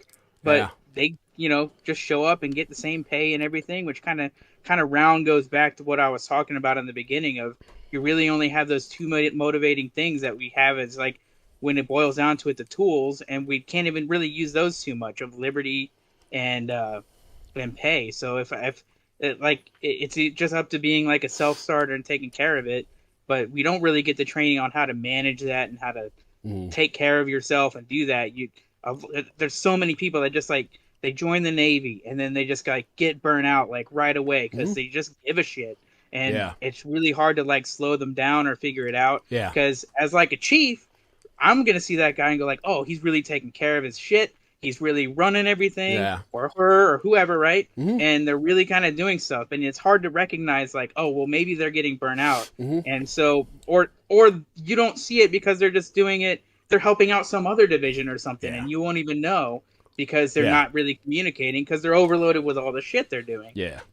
But they're okay with it because they're like 21 years old. Yeah, kind of because they're immortal still. Running shit. Yeah, and then eventually they just keep getting piled on, and then they end up being that first class that's just like burn out. And, like they need to get out of the Navy or something. Every time I fucking see someone like that, I'm just like, hey, how's everything going? Yeah, like kind of take a few minutes and talk to them because I mean I was that fucking dude. I was that guy who was running 3 work centers and fucking a whole ass division. And I had an LPO that got super overwhelmed because I was the easy button for the chain of command, so he became my easy button, and I didn't recognize it until one day he just like broke down in front of me, and I was like, oh my, like I'm a piece of shit, like, and then I was like, okay, let's man, like, and I got off the watch bill for a few weeks to help him out, but yeah, it 100%, like it happens way too often. Like, I'm surprised I stuck around, to be perfectly honest with you. If there had been a post-9/11 GI Bill, I would have ran for the hills when I, Oh, so I just PCS. I just PCS from fucking Maryland, right? And sitting at the Chiefs meeting, I was like, hey, I need someone to take over training officer for the command. This was like 4 months or something like that before I transferred, which, I mean, a decent amount of time, but still, I was like, hey, I need to figure this out. No one rogered up. Kept on coming up. No one rogered up. Every fucking Chiefs meeting we had, no one rogered up. Like, literally the week before, someone had to be assigned. That's just how it was. The XO had to do the assigning, and that's the fucked up part. Yep. Oh, why? Yeah, that's why? That's what why I said. Why is no one willing to do whose shit? fault is that? What do you mean? That's the Navy, where nobody will do anything unless you make them do it. So this is more unique to like the small boy Navy culture. So I've been on a large deck. This is my 3rd joint tour now. But on a destroyer, on these cruisers and destroyers, like that's a lot of the Navy is how nobody will do it unless you make them do it, right? It has to be a requirement. It has to be an instruction. And why? You want to know who? Why? The CO, because he's a SWO, and all the wardroom is all SWOs except for a little handful that's not. And this is how they operate, right? And then they'll also backstab each other and run through the whole thing. And now we've overloaded. I talked about this in the chat last night too, where they're just kind of overdone with ensigns on board because we don't have enough COs. We don't have enough XOs. There's some huge, insane amount of number, like 76 ensigns to get 1 CO or something like that. I don't know what the exact number is, but that's kind of indicative of like how much they're pushing it. And you're going to get lower standards in your officer corps. and they're gonna like not take care of their divisions and everything, and then they're also overloaded, getting tossed around the ship. You don't really have one, so you might have like a kind of decimated Chiefs mess coming out of a yard period, and now we got to like deal with that. And now deck needs help, but half their guys won't do anything. So I guess I'll get the OSs to do it. You know, like I don't know how you really it's so complicated. But I think we do miss out on talking about like where's the wardroom in this, and how does the SWO community operate? Because I do believe that officer realm of the Navy is kind of the leadership of all officers, because they are just kind of that backbone of like traditional Navy, and everything kind of flows from that. But if they're not going to back it up, like with an instruction or something like that, that kind of says it. And even then, the instruction goes right out the window once you need something to get done. Right, like. At the end, we've all seen it where they go like instruction and schmuction, right? We got to get this job done, and we'll figure that shit out later. Yeah, they can just write temporary standing orders to. Yeah, rules for me, not for thee, right? Or however it goes. Right. But yeah, it's just kind of crazy how that happened. Yeah, I think I hate to be the guy that is just like chicken with his head cut off, I guess, but. It's like, no, that's not right. Repeating myself, whatever. Just come up with an analogy. Beating a dead horse. There you go. And I'm with you. Leadership development and education. Like, I don't think officers don't really get any leadership development or education unless they catch a good chief. They're getting a lot more like strategic level management. Like they start as a tactician. Like they start like they're qualifying the basic qualifications. Like, and this is SWOs, obviously. Like everybody, the staff corps has different career paths, but for SWOs and like 1120s on submarines, it's like they show up as a JO, and their job is to get qualified watches and be a tactician, drive the ship, blah blah blah. And then what are people saying? There's a leadership. I have too many chats to look at. Is like they don't get the same education that even we get, which is wildly inadequate. So it's like when we talk about like SWOs as leaders, it's like, are they though? Like, unless they've self-developed, which happens, like there's anomalies out there for sure, but like I don't think they get I know they don't get, at least in the submarine community, in those pipelines. It's all like strategic level management type shit. Are your spreadsheets green? Are the metrics being met? Like, what are we doing to train to be a better war fighter? That kind of stuff. But they like soft people skills, emotional intelligence, like leadership development type topics, even communication. Like that's not a thing unless we're talking about one submarine communicating with another submarine, or one submarine communicating with a satellite or some shit. Like they don't get that training. That's not their focus. They don't even consider it a priority. And like my favorite example is Rear Admiral Howe, when he was Commandant of the War College, wrote a paper where post-tour, like post-command tours and all that stuff, he's a flag officer, but then as he's leaving his Commandant of the Naval War College tour, in this paper, he writes about these revelations he had while he was in that job, one of which is that leadership is the most important thing, which should be fucking alarming. Because like, if it took you until you were a flag officer and you got all the way through your Commandant of the War College tour to figure that out, I'm concerned for every single naval officer wearing a uniform, because they don't get the type of education that they should. Like, that should be like built into all of these people, like including enlisted people. Like, that should be built in from the very beginning. That should be part of our fucking DNA. And it's like, really? They're getting there. Really?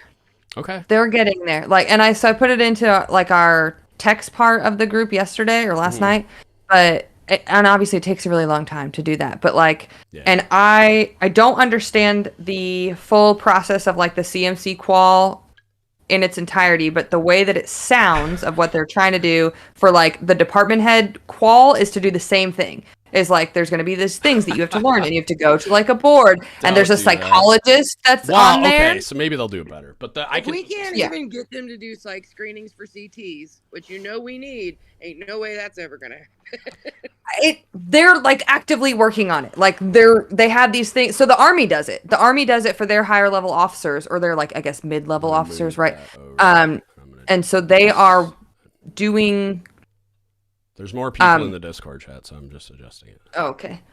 So they're doing that, and like Army already does it. They've already shown proof of concept. Like, they've already shown success with it and how it works. And so the Navy is now taking that. They're focusing on the surface department heads, and then is going to be expanded off that. But, and obviously it's hard because like how do you say, well, you're a piece of shit, so we're not going to pick you, but like we need somebody, right? And that feeds into the stop doing more with less and just say like we cannot do more and changing our priorities and things like that. But like so the Force Master Chief that I talked to that I'm supposed to go meet with, like that is their biggest initiative when it comes to officer leadership, is changing the people that they put into those positions. And then but they utilize, so I know like with the CMCs, and they make like the tier level, it's the same thing with this department head board. It's going to have like you fail or you pass or you need remediation under blah blah blah, like, but it's better than nothing. Like I understand it's not perfect, but it's better than nothing. Every time I hear shit like this, I immediately go to everything's a quota driven system. There's a certain number of command at sea jobs in the Navy, so like if everybody fails a psych screening, somebody's going to that fucking job. So it's like, we're not going to have like lieutenants commanding ships. So it's like, why not? I don't know. I just don't see it. How like an 03? I feel like when we talked about like if we got rid of the chief's mess, what would happen? Like, go ahead. Bob's fucking on fire. Why does it make them any more qualified just because they've been in longer or because they've like bent over a little bit more? Like, come on. Experience, qualifications, like study. Like I have no idea.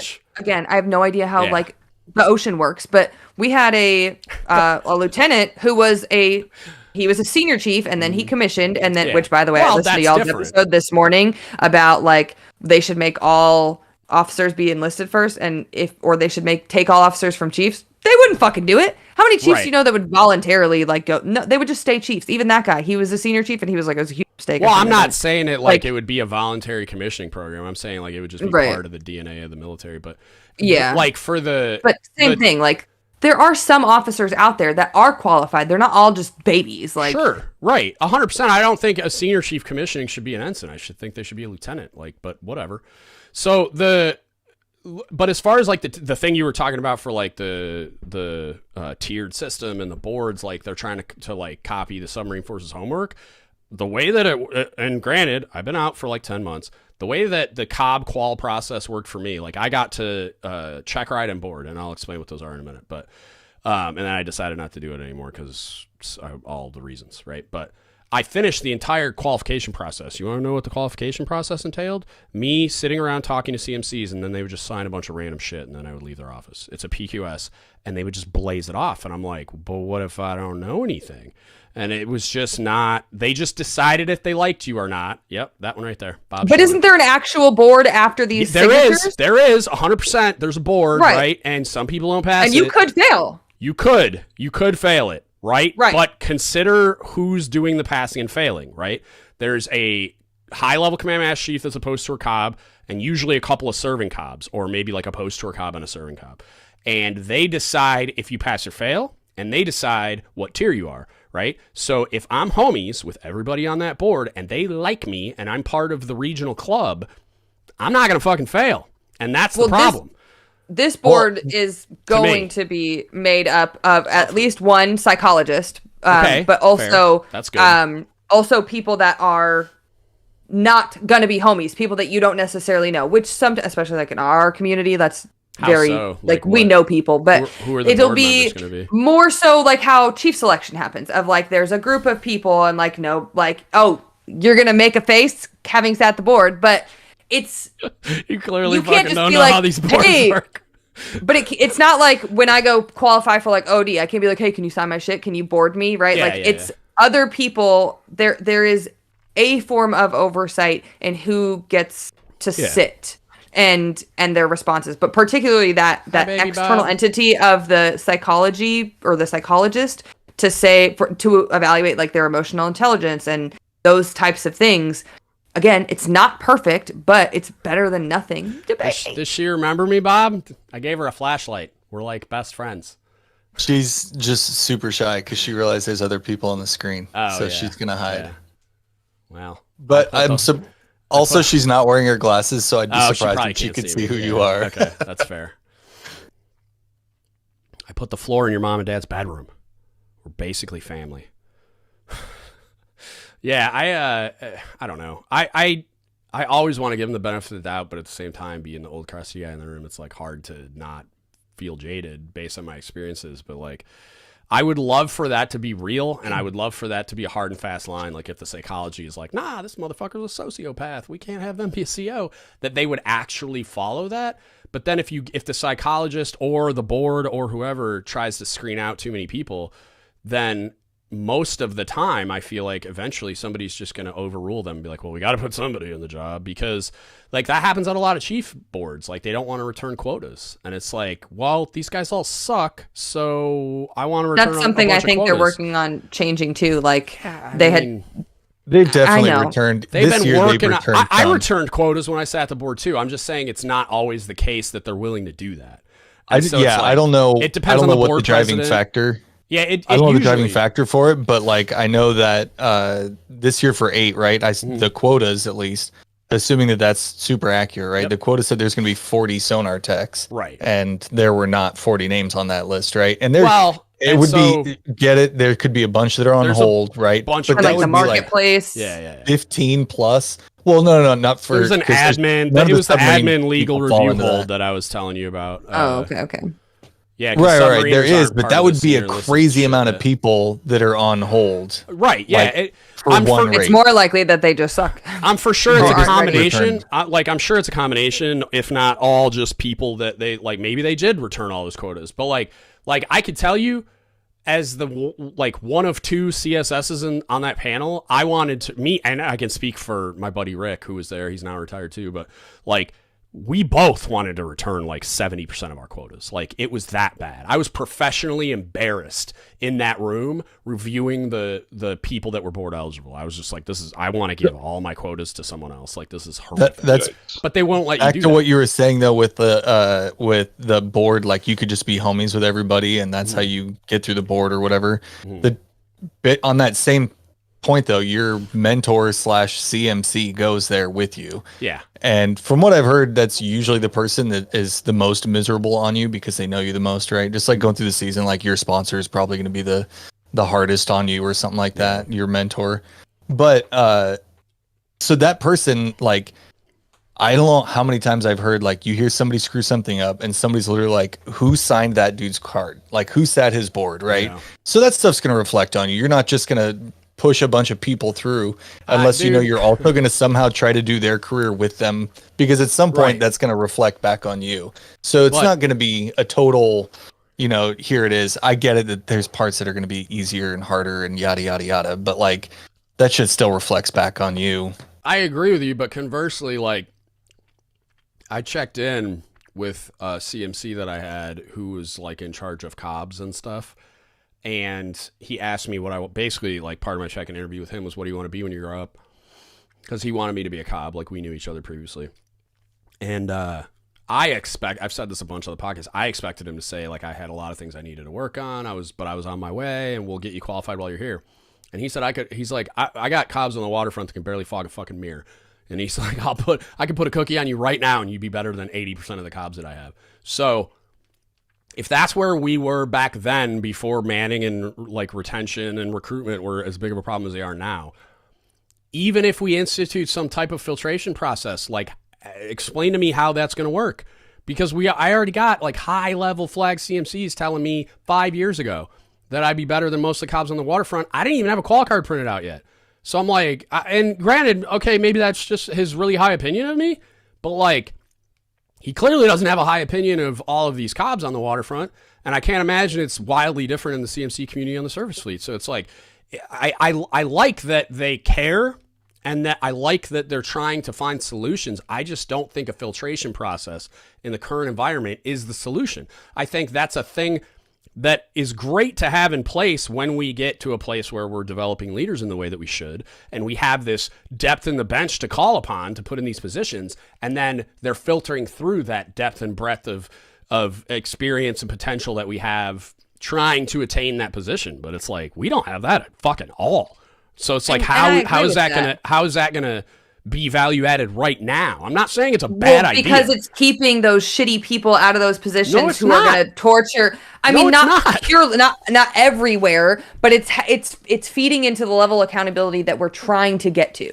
And so when you have these shitty department heads, shitty COs, and shitty CMCs, it's like there's a step somewhere to say like, well, maybe we don't pick this person and we pick this person who's less qualified or less experienced or whatever, but they're a better human being. But if I have 10 spots and 8 people that we're evaluating, what fucking difference does it make? That's my, I'm like, until we have a solution to that, this doesn't matter, because you're not even going to get that far. Like, they're just, they'll make you sit the board and the psychologist will be there playing fucking Candy Crush, and then it'll be over. And they'll be like, no, look, we had a psychologist, you know what I mean? Like, because they know, they're going to know. That mental health provider's going to know my opinion doesn't matter. For once, I am not cranky, and I'm excited. I'll get you there. I'll get you there. Don't worry about it. I'm going to trigger you eventually. But yeah, I don't. Go ahead. Not in the business of being picky at this point. So right now, because they don't have the luxury. Yeah. Right. They don't have there's no luxury in being able to like, oh, I'm going to pick and choose who I want. Like, for example, on DDGs, right? So they made up a whole new department, plans and tactics department. They took half a operations officer's job away and made their whole new department. And so on basically all these ships, I'm an IS, right? So I was put in that department for whatever reason with me and the training officer and the plans and tactics officer. That's it. And so they've also given us a whole bunch more ensigns on the ship. Because, again, like I said, they don't have enough COs to go around. Yeah. Because they don't have enough XOs, because they don't have enough department heads. So what they do, they made up a whole new fucking department on small boys so they could just kind of beef up their SWO quotas and be able to justify sucking more people into that system. So now I've got officers that wanted to go intel or wanted to go to flight school or whatever the hell else, and they can't do it because they just need SWOs. So this is who we've got as all of our SWOs, all of our divos, all backstabbing each other. None of them want to be there, just so that we can get a couple more COs down the line of our 70 or so officers. I think we've pulled the pin on the trash panda grenade. Yes, probably.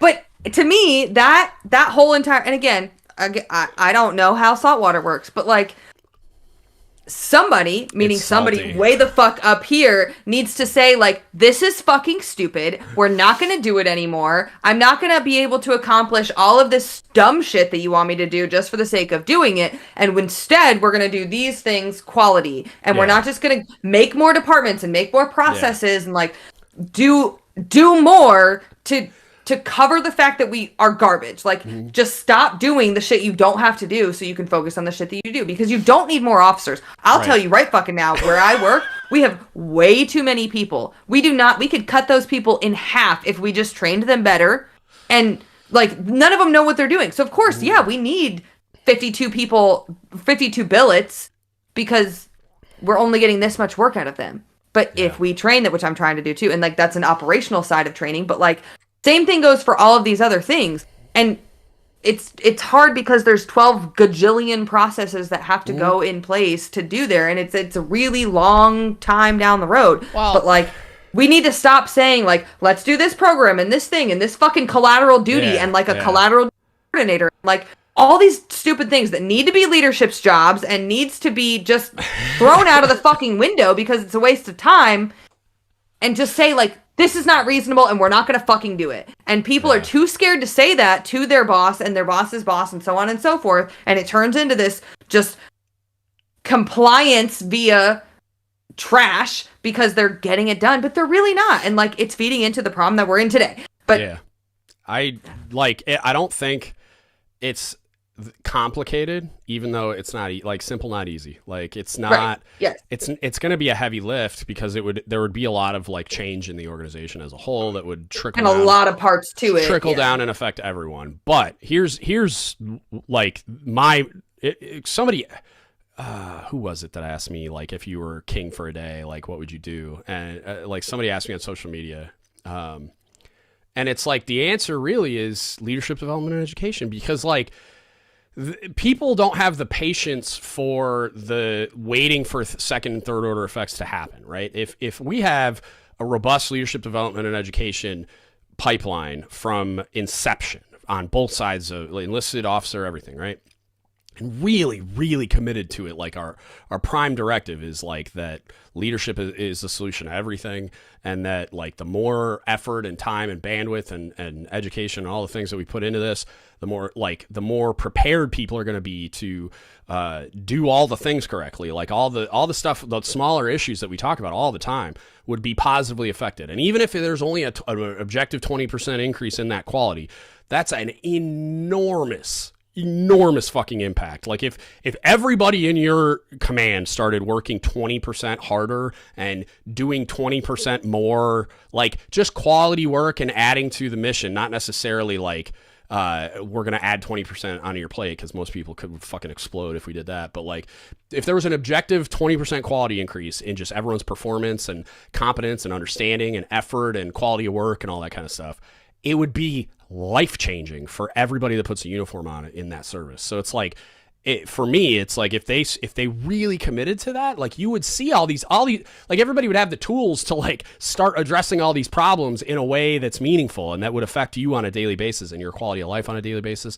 and these junior people's lives on a daily basis. So it's like, but the powers that be, like, so you're going to go talk to this force, right? I bring this shit up, like, because if we've already talked about it, if we had the patience to allow for those second and third order effects to happen from like, because there would be a tangible result in a positive way if we started it tomorrow, right? Which, and like ELD, while I love and advocate for, it's not doing the job yet because like people aren't signing up and we're not making it mandatory enough to sign up. No, it's not because people aren't signing up. It's because they're not allowed or they're too busy. Well, they have too much to fucking do and they can't afford it. Like, exactly. That was one of the things that he said, that him and the MCPON went to the SEA recently and they were like, look at you guys, how fantastic. There's 100 people of you that are here. Yeah. And it's like, weird. Good for you that you were able to get out of here for 3 weeks. Well, and you can't lose your second class for 3 fucking days to go to class. That's exactly what I said to Toby and I think his name was Steve when we did the Unlucky ELD thing. It was like,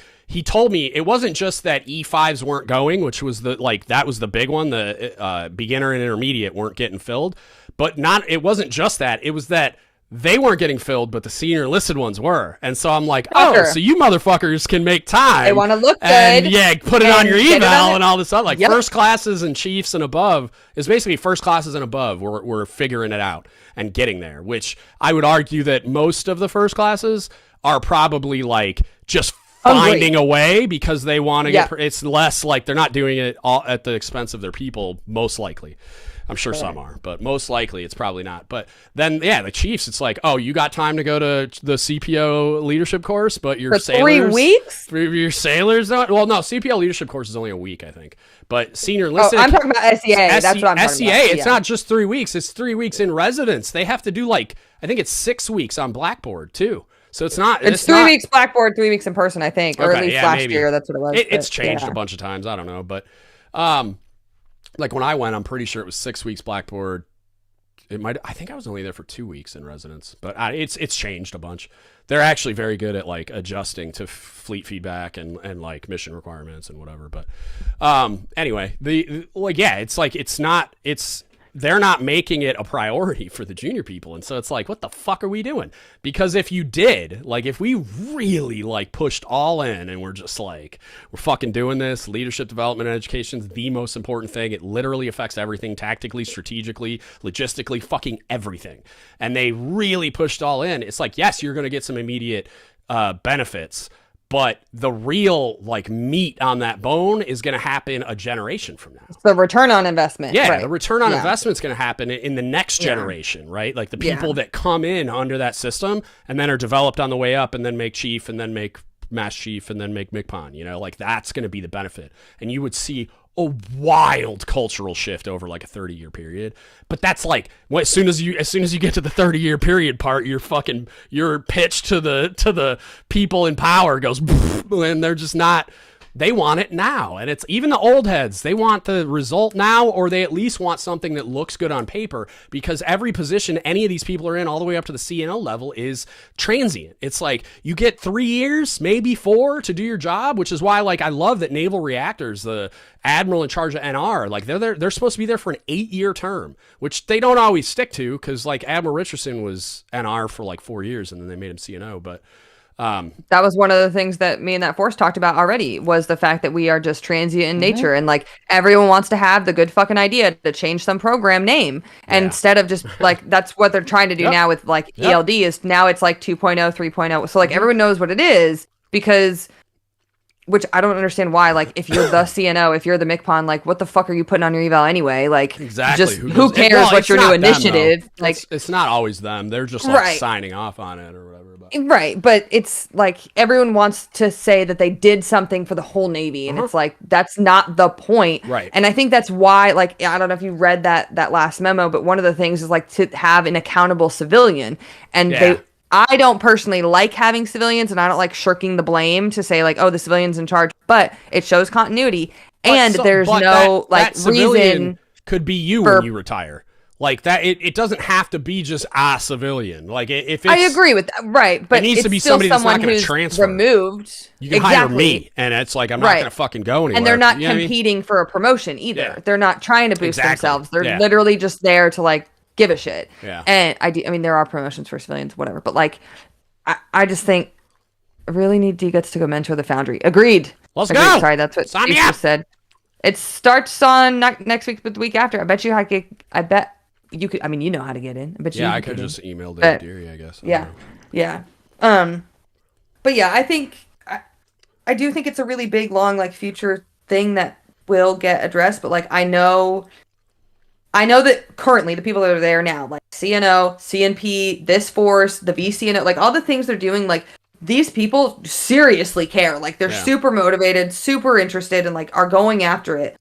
I think that there's a little bit, in my opinion, having talked to them and not yet seen action, I think that it's like there's what they want to do is just be like, you all fucking suck, do this, you're not at my threshold, like you're not meeting the mark. But they can't say that in a way that doesn't completely destroy like the foundation and like the credibility of the force, because especially when you look at like I don't know if I agree with that, because of world what you problems described. of like what would our adversary think if we had like a Navy Times article that said like every CO, like it's a real that's really real. I'm saying like, the CNO and fucking MCPON, like they're talking heads, man. Like there's not going to be a Navy Times headline of us deciding to be better at leadership development education. Like what the fuck are you going to talk about in that article? Oh, we're trying to be better at our jobs. Like what the fuck? No, the Navy Times article of like, 87% of commanding officers relieved or CMCs relieved. You know what I mean? Like that's a terrible plan. Like don't do that. But I know what you're saying. Like, I'm just here's what I'm saying. Like I'm saying, if we're routinely trying to be better, why do I care if my adversaries see that I'm trying to be better at leadership? You know what I mean? Like, I'm not going to fire 87% of COs, and I would argue that you'd have less COs and fucking CMCs and XOs getting fucking fired anyway if you did a better job at leadership development and education.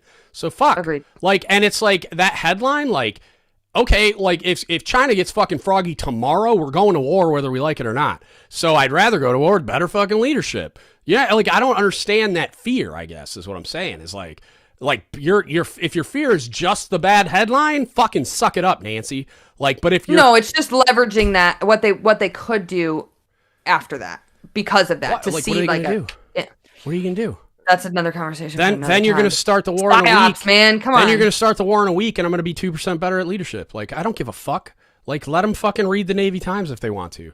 It's a fucking rag anyway. You can tell them I said that shit. Fair.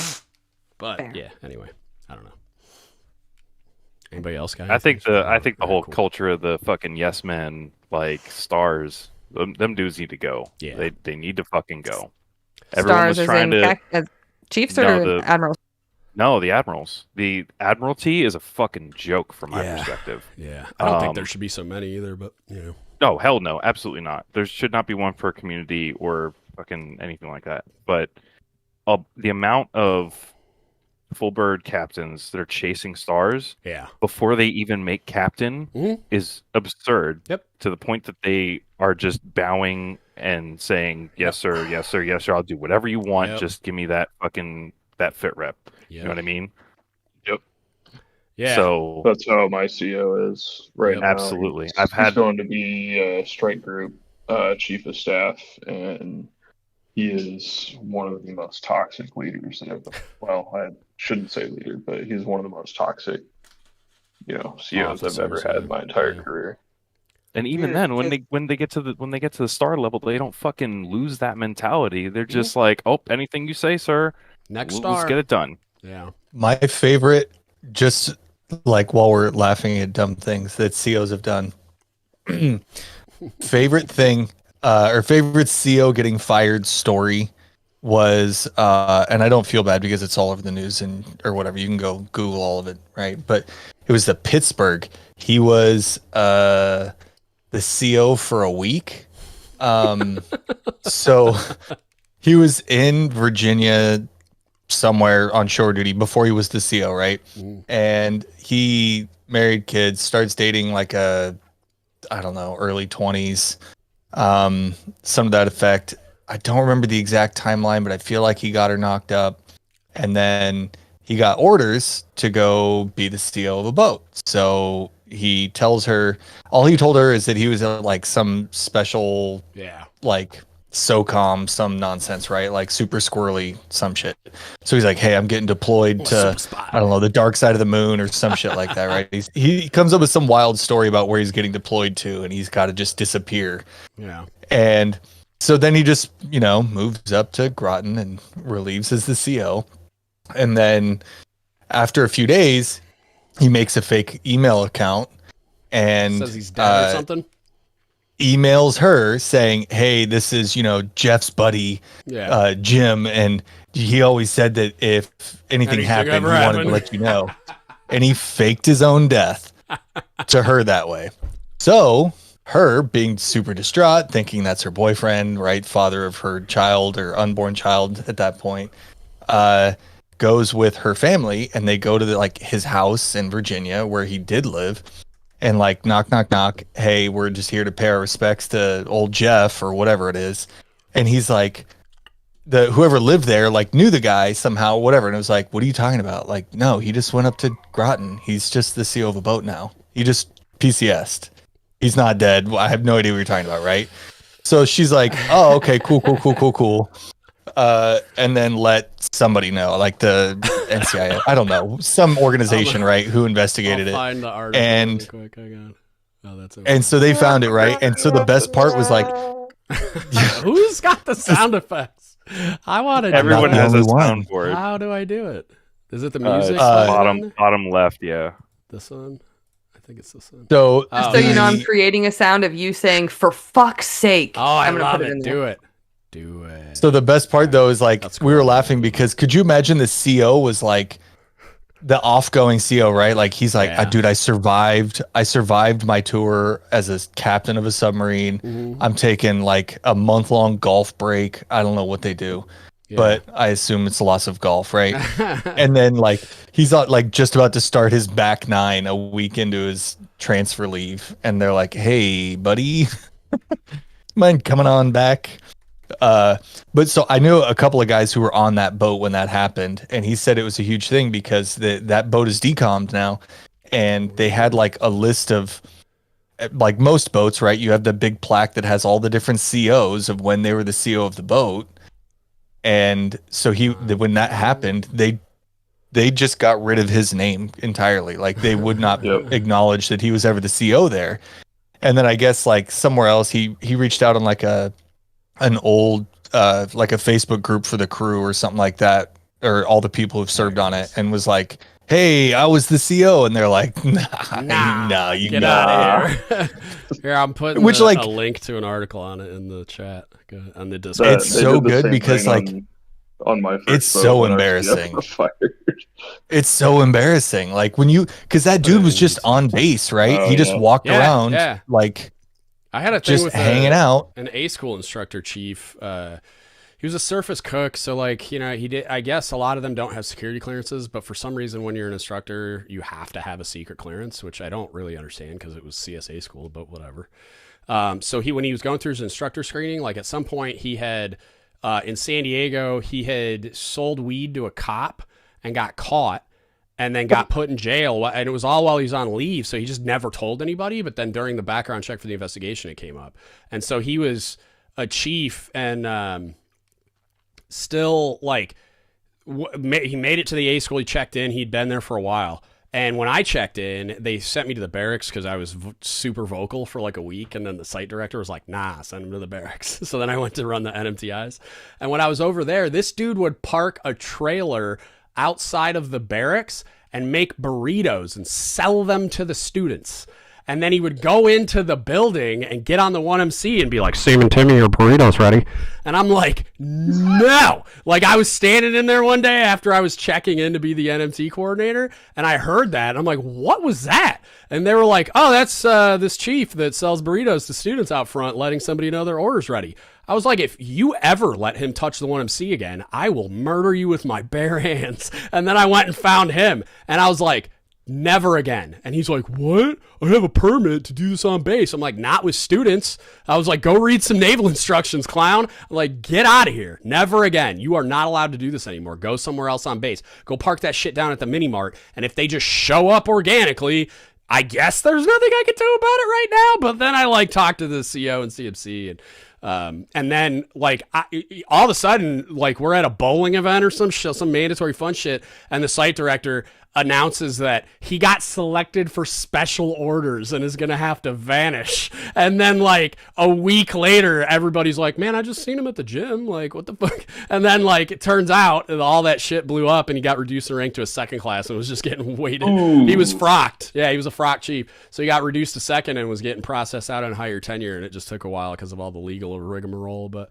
yeah, it was a clown show. He got so pissed too that I wouldn't let him sell his fucking burritos. And I'm like, dude, like read the fraternization instruction. And then they came out with a DOD memo while I was there about the relationship status with students. Like you can't even be Facebook friends with them until 6 months after they go to the fleet. So it's like, you definitely can't sell burritos to them, you dumbass. Like after working hours, like what the fuck is wrong with you? But yeah, fucking wild.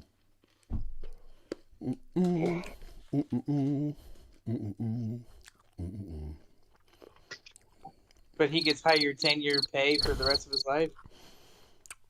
He shouldn't. He was pre-retirement and got reduced in rank to a second. So best case scenario, he got involuntary separation pay, which I don't think he's eligible for because of the disciplinary shit. So I imagine he got thrown out on his ass. Depending on the character, depends on the character or depending on the characterization of his discharge. Like he may have like maintained eligibility for like the GI Bill, which I bet he probably did for like the GI Bill and like VA benefits. But yeah, he shouldn't have been getting any money for like forever, like a monthly basis. Because it's a pretty, I don't think it should be, but it's a pretty high bar to get somebody a shitty characterization. Like even I did an admin separation board for a kid that basically got caught soliciting a minor on social media and via text and all that crap. And but it was a weird case because he had like they had a lot of really incriminating like correspondence, but he didn't actually do anything. And then they like scooped him up on his way that like he was on his way to the meetup location with this NCIS agent that wasn't a child. But it was like he went there and I'm talking like drove down the road and then he drove past the house and he just kept going. And then they picked him up somewhere else later. And then so it was a weird case because it was like you were debating whether or not he like should get the boot based on what he might have done. It was kind of a little Minority Reportish. Even the guy was definitely a fucking creep. Don't get me wrong, but like, but yeah, it's a pretty high watermark for the characterization of discharge. Like if he was going through a civilian court case too, and so like if he had been convicted, it might have been different, I guess. But yeah, it was a weird conversation on the characterization part because you have to have like. I mean, if you get a serial killer, yeah, I mean, fucking, it's easy, but like, it has to be something super severe, unfortunately.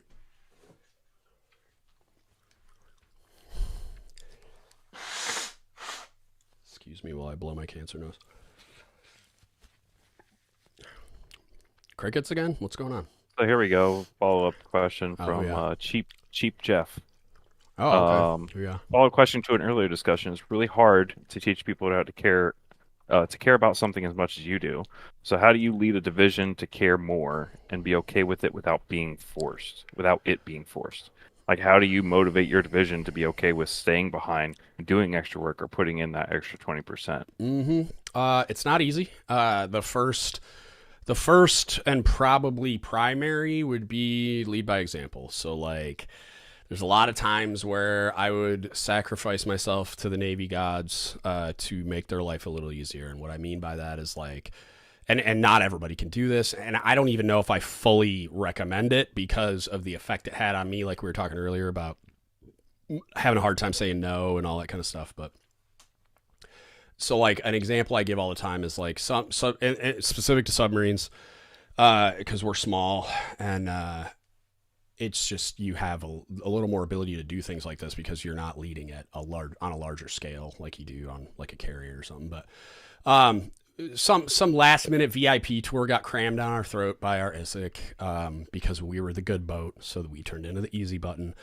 And by no fault of their own, my sailors would have had to stay super late waxing all these decks in our spaces, especially the wardroom, because presumably the VIP tour is going to go into the officer space and like have coffee in the wardroom and then go do whatever the hell else they're going to do. So we had to wax all the spaces is the punchline. So I was basically just like, and I was single at the time, no kids, no attachments, no nothing. So like nobody's going to miss me if I don't come home. So at the time anyway, so I waxed the deck. I sent my division home and stayed waxing the decks. And so it, like a lot of people, so first of all, my division was just like, well, who's going to wax the decks? And I'm like, don't fucking worry about it. Go home. They'll be waxed when you get back.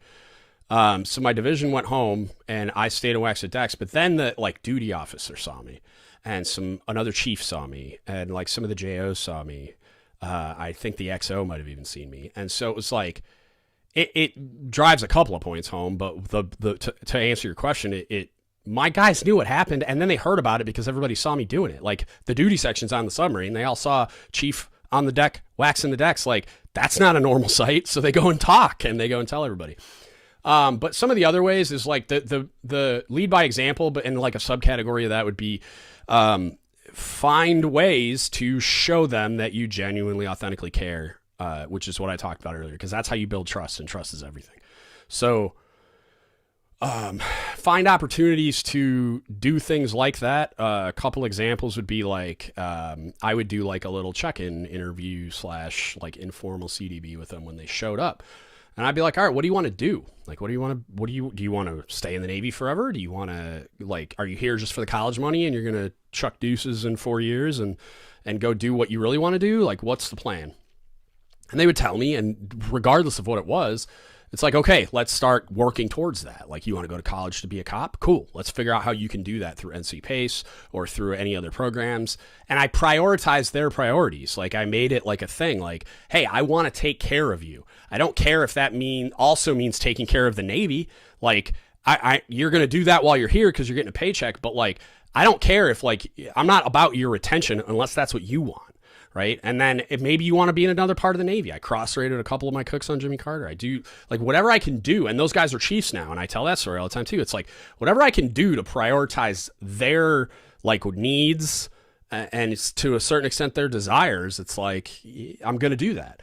And it's just one way of authentically communicating that you care about them, which then builds trust, which is everything. Same thing with like, we would do food loads. I talk about this on the podcast. It's like, when we do food loads, generally they're really long and miserable, and because they always schedule us as like a third tier priority because of course like eating on deployment's not important. We got to fix this piece of gear so we can go underway. So during those stores loads, everybody's getting burnt out. We're there for like double-digit hours. And when I felt the tension getting high, me or my supply officer would go to the mini mart, grab everybody's favorite energy drink, or go to like, there was a McDonald's on base. We could grab a sack of burgers and fries and drinks and bring them down to the boat and just like pass it out. And that tension would like melt away, and it would become like, we're all like laughing through the pain together instead of everybody being ready to explode.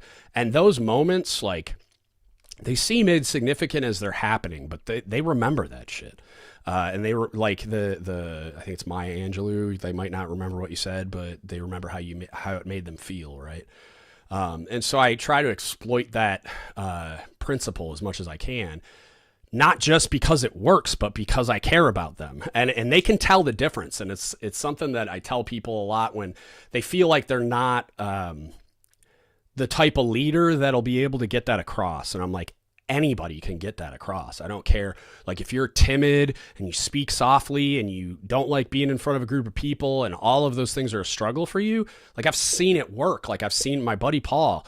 He was an awkward dude. He didn't like being the center of attention. He didn't like public speaking. He would stutter all the time and like seemed really unsure of himself. Didn't look the part. Didn't speak the part. Sound the part. Whatever. His people would have followed him through hell because he was a really good person that really genuinely cared about his people. Like that was the single most important thing to him as a senior chief was his people. He had a department. He was in charge of like the strat weapons guys, and he just like all he cared about was them. So that's like those types of things. It's like if you can authentically communicate to your people that you really genuinely care about them as human beings, that builds trust. And then they're going to trust you when you need something done, that not just that you actually need it done and that it's important, but that you have their best interests at heart, that you care about them, that you're not asking them to do something you wouldn't do, or that it's something that's not necessary and something that it might suck, like the thing I'm asking them to do, but that I'm not asking them to do it just because it sucks, or I'm not being mean to them or singling them out. Like you kind of delete a lot of that bullshit. So yeah, it's just like find the way that like fits your personality, because it's not a thing you can fake. Like you can't perform this. There's no faking it till you make it. You need to demonstrate through behavior and your communication and all those things, even your body language, that you genuinely care about them. And then that builds the trust to then like ask those things of them. You know what I mean? And the other thing too, that I think probably is more on the nose for the, like you asked, like, how do you motivate your division to be okay with staying behind and doing extra work or putting in the extra 20%? Another huge piece of this is allowing ownership in whatever you're doing. Right. So like say, like for instance, like when I would be editing the menu for the next deployment, because the menu not just like is a popularity thing with the crew, it affects my loadout plan, which affects endurance and which affects mission accomplishment. So it's like, it's not a small thing that we do, and I spent a lot of time on it. But I would sit down with all my like division guys and be like, all right, here's what I'm thinking. Take a look at this. I want feedback, because they're the ones that have to be in there doing it. Like this is like just a piece of paper to me, but to them, it's like a work list. So can you do this? Does it make sense? Should I move something here or there? Because there's all these things that like, you can't possibly think of everything. So like giving them ownership on the process. One, you'll be shocked at their ingenuity, right? They're going to come up with a good idea that you never thought of, and makes your life easier and makes their life easier. But also they're going to just think of things you didn't think of because you're a human and not a computer. So they're going to recognize faults that you didn't, provide that feedback. And in doing so, it's not an assignment. It's like a project that they're a part of. They're a stakeholder in it now. When they feel like they have ownership of a process, they're going to want to do that 20% more. Like, this is my thing. You know what I mean? And I would very much like go out of my way to do that. Like, this is your process. You own this. And that was something that, and I can't just tell them that, but I would also demonstrate that through my behavior, that like, I want you to be part of the process. Like, I want you to talk to me about these things, so that when we're changing policies, or like I'm making something like when you're on watch, you have to do this now. And it's like, okay, well, why does that make sense? Why should I do that? What benefit does that have? It's like, no, I'm going to involve them in the discussion before I even make that decision. And then they're part owners, essentially. And so it's like, this isn't just a decision chief made, it's a thing we are doing. You know, it's like very much a team mentality, and I'm the leader of the team, not the dictator telling them thou shalt do the following. I hope that makes sense. Thank you for coming to my TED Talk. I could add a little bit on the ownership. So in a simpler example, I've had cases where I've had like some pretty dirtbag sailors. Mm-hmm. But we have, I don't know in subs if you have the same system, but we have DGUTS, Division in the Spotlight, which is a Service Navy thing, probably just whole Navy thing, at least afloat, right? We had it on my last boat, so I think it might have got added late, but we definitely did it. It's in the SORN. It's a standard Navy thing, but yeah, everyone does it different. Yeah, there's not really a standard on how you do it. It's just that the CO needs to go through the divisions on a regular basis. But so I use that as an example to go like, okay, well now you're in charge of safety, right? So you're going to put our safety binder together, for example, and now they have ownership in something that's going to get measured and all that stuff. And you'd be surprised on how much you could get somebody motivated to do something just because you gave them some sort of authority, right? Yeah, you gave them ownership of something real that's not just their name over a space that they clean during sweepers, right? That's so annoying. But actually giving them a piece of the pie and having them responsible for it, and they're like, go talk to this person, go get it done, and come back and recognize it and remember that you told them that, so you could actually give them the positive feedback, which we go back to those like incentives, right? So I don't really have a lot of positive things that I could do, but I could kind of like at least give them a, hey, that we all worked together and got that done. Yeah. Which kind of goes into the other part of your credibility of being able to like, you know, show that, hey, I told you to do something and we got rewarded for it at the end of the day. Right. So, and I followed up with it, which remained credible. I didn't just tell you to do something and went and just fucked off in the Chiefs mess. Right. Yeah. I went and it was actually part of the process. Yeah. And then kind of goes back. Another little lesson is the liberty part is where not every type of division can do this, but for us, where I was in charge of ISs and OSs and a couple other divisions too, but we'd go like, nothing's going to show up at the end of the day that we didn't know about that I could put out in quarters. So we put out what we have to do for the day, and that would be what you do to go on liberty. So I own up and go like, okay, you got everything I told you this morning done. Leave, get out of here. Right? I don't want to see you here. Your time off is more valuable because I can give you liberty, right? So get out of here. And I'll back you up on that, and I'll go to the CO and fight for it. But nothing's going to show up. I got to do my part when an emergency, quote unquote, happens at lunchtime. Oh, I need you guys to put this together, whatever. I'm like, well, if it's much of an emergency, then you needed to tell me before quarters so I could put it out to my guys, because I'm not going to restrict their liberty now, you know, except for some crazy emergency. Like sometimes OSs, I need somebody to route a message to get underway or something like that. But for the most part, I don't need the whole division to sit there. Right, I need to respect their time and get them off the ship. Why we have motherfuckers on duty? Yeah, exactly. So we kind of take care of it, but sometimes you get into those unplanned losses that run into it. But we understand it, talk about it, and kind of run through it with everybody, so everybody's kind of on the same page, and they all have ownership in the process, and they understand the why. I think that's how you kind of get closer. That hey, you need to do 20% more work. Hopefully that doesn't get you up to 25% total, but you know, that's my input. Yeah, I like it, man. And like, I don't know, like you can do things too. Like you mentioned liberty, like we have, and I'm lucky that it's in an instruction, but it's to be fair, like it's in an instruction from like Nav Sup that no one really cares about. So it's like except me and like my supply people. But like we were required to have a recognition program that was very much like a Sailor of the Week type thing. I like on submarines, the divisions are so small, I would make it quarterly. But it would be like FSA of the month type thing, but we would do FSA of the month, and because they would rotate out a lot more, and then CS of the quarter. And I routed an instruction and had the CO sign it saying those people would get 24 hours of special liberty, or like for the CS of the quarter, I think it was like 48 or something, because FSA of the month happened so often. And then because the CO signed it out, I would then route the little like certificate. CO would sign it saying they get the special liberty. So then when Seaman Timmy routes a special liberty chit or whatever, tries to cash this thing in, it's got the CO's signature on it. You don't get to say no to that. I have like ship's instruction with the CO's signature on it too. So like, there's no like putting this in a drawer, like the supply officer signed it. No one's gonna care. Like, I mean, they don't get to say no to that anyway. To be fair, well, what I'm saying is like, so if I had the supply officer sign it out, which a lot of people do, and it's like a departmental instruction, that the supply officer doesn't get to tell the engineer or the operations officer that their sailor has to go on liberty. Like, that's not how chain of commands work. But if the CO signs it out, then there's no argument.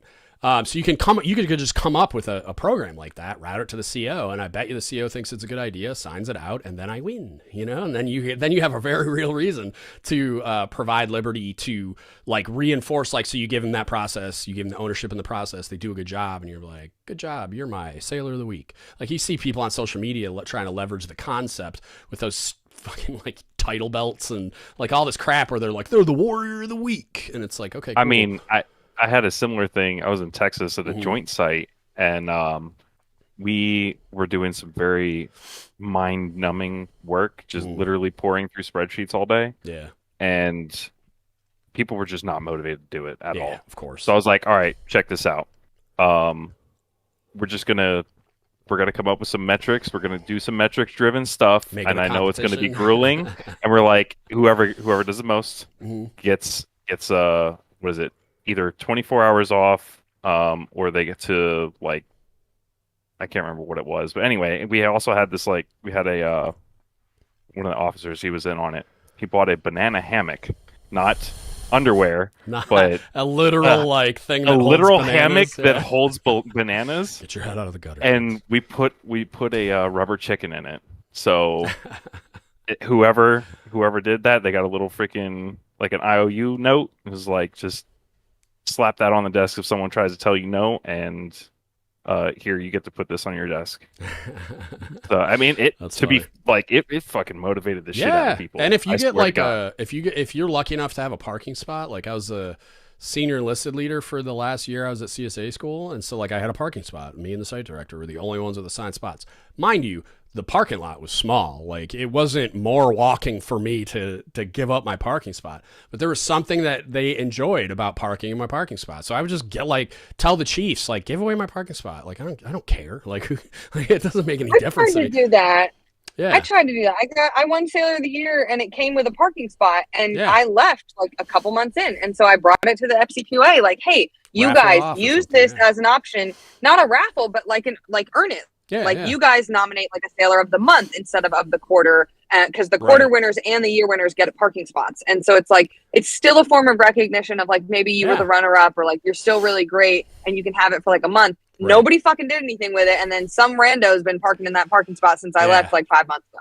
So it's like, okay, cool. Dumb. I tried, but like, I'm not there anymore. There's nothing that I can do. Yeah. But I think parking is like one of the greatest benefits, especially like where I am now. When I was at fair, like I'm here now, so if you need me to go over and crack some skulls, like that shit.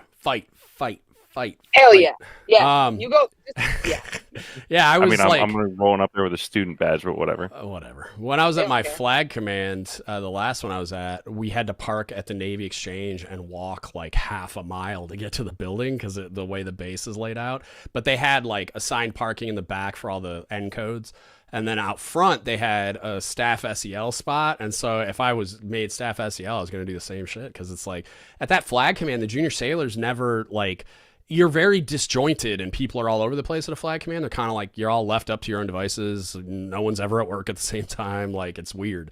And so the junior sailors got kind of neglected. And so there wasn't a lot of stuff like that going on. And so that's one of the things I would have ended up doing. It's just like once there would have been a Sailor of the Month and they get my parking spot because I don't care. Like, I don't need it. I can roll in whenever I want. Like, I'm a master chief. Like the way that the schedules were, it's like, I mean, God, half the time I wouldn't even be at work. I'd be out on Submarine X or transiting too. So, or down on the waterfront doing the same thing. So it's like, I spent most of my time on boats. So it was like, I don't need a parking spot. But yeah, if you have access to something like that to where you can give a privilege. I think even like the gifts too, or something like that little chicken. So they have this thing at the Air Force Base nearby that I need to go check out. I talked to one of the guys that works there.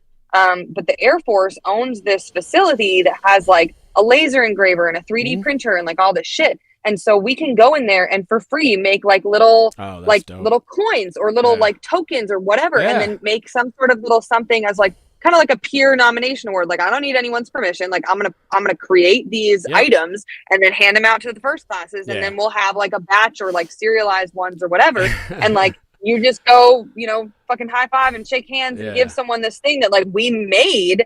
I think that would be so cool of just like, we went out of our way to design it and create it and print it and whatever. Like, it doesn't mean anything to anybody, but like, I would be so pumped. I was 100% like, one of my plans as a cob was going to be to do a Sailor of the Month. And for that month, they would have gotten a title belt to wear around the ship. They couldn't leave the pier with it, but like you'd wear this thing around the ship as long as it's not interfere with like your duties and responsibilities for whatever. And then when they would come into training or to meals, like we would play like a theme music as they came in like a pro wrestler.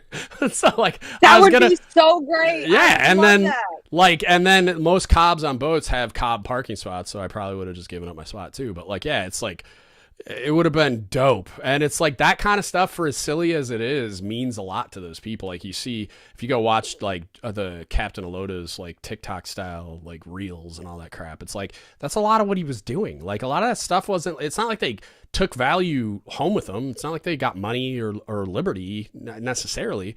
Like a lot of that stuff was while they were at sea. He was just making it more fun and like less shitty and like trying to like affect attitudes and environment.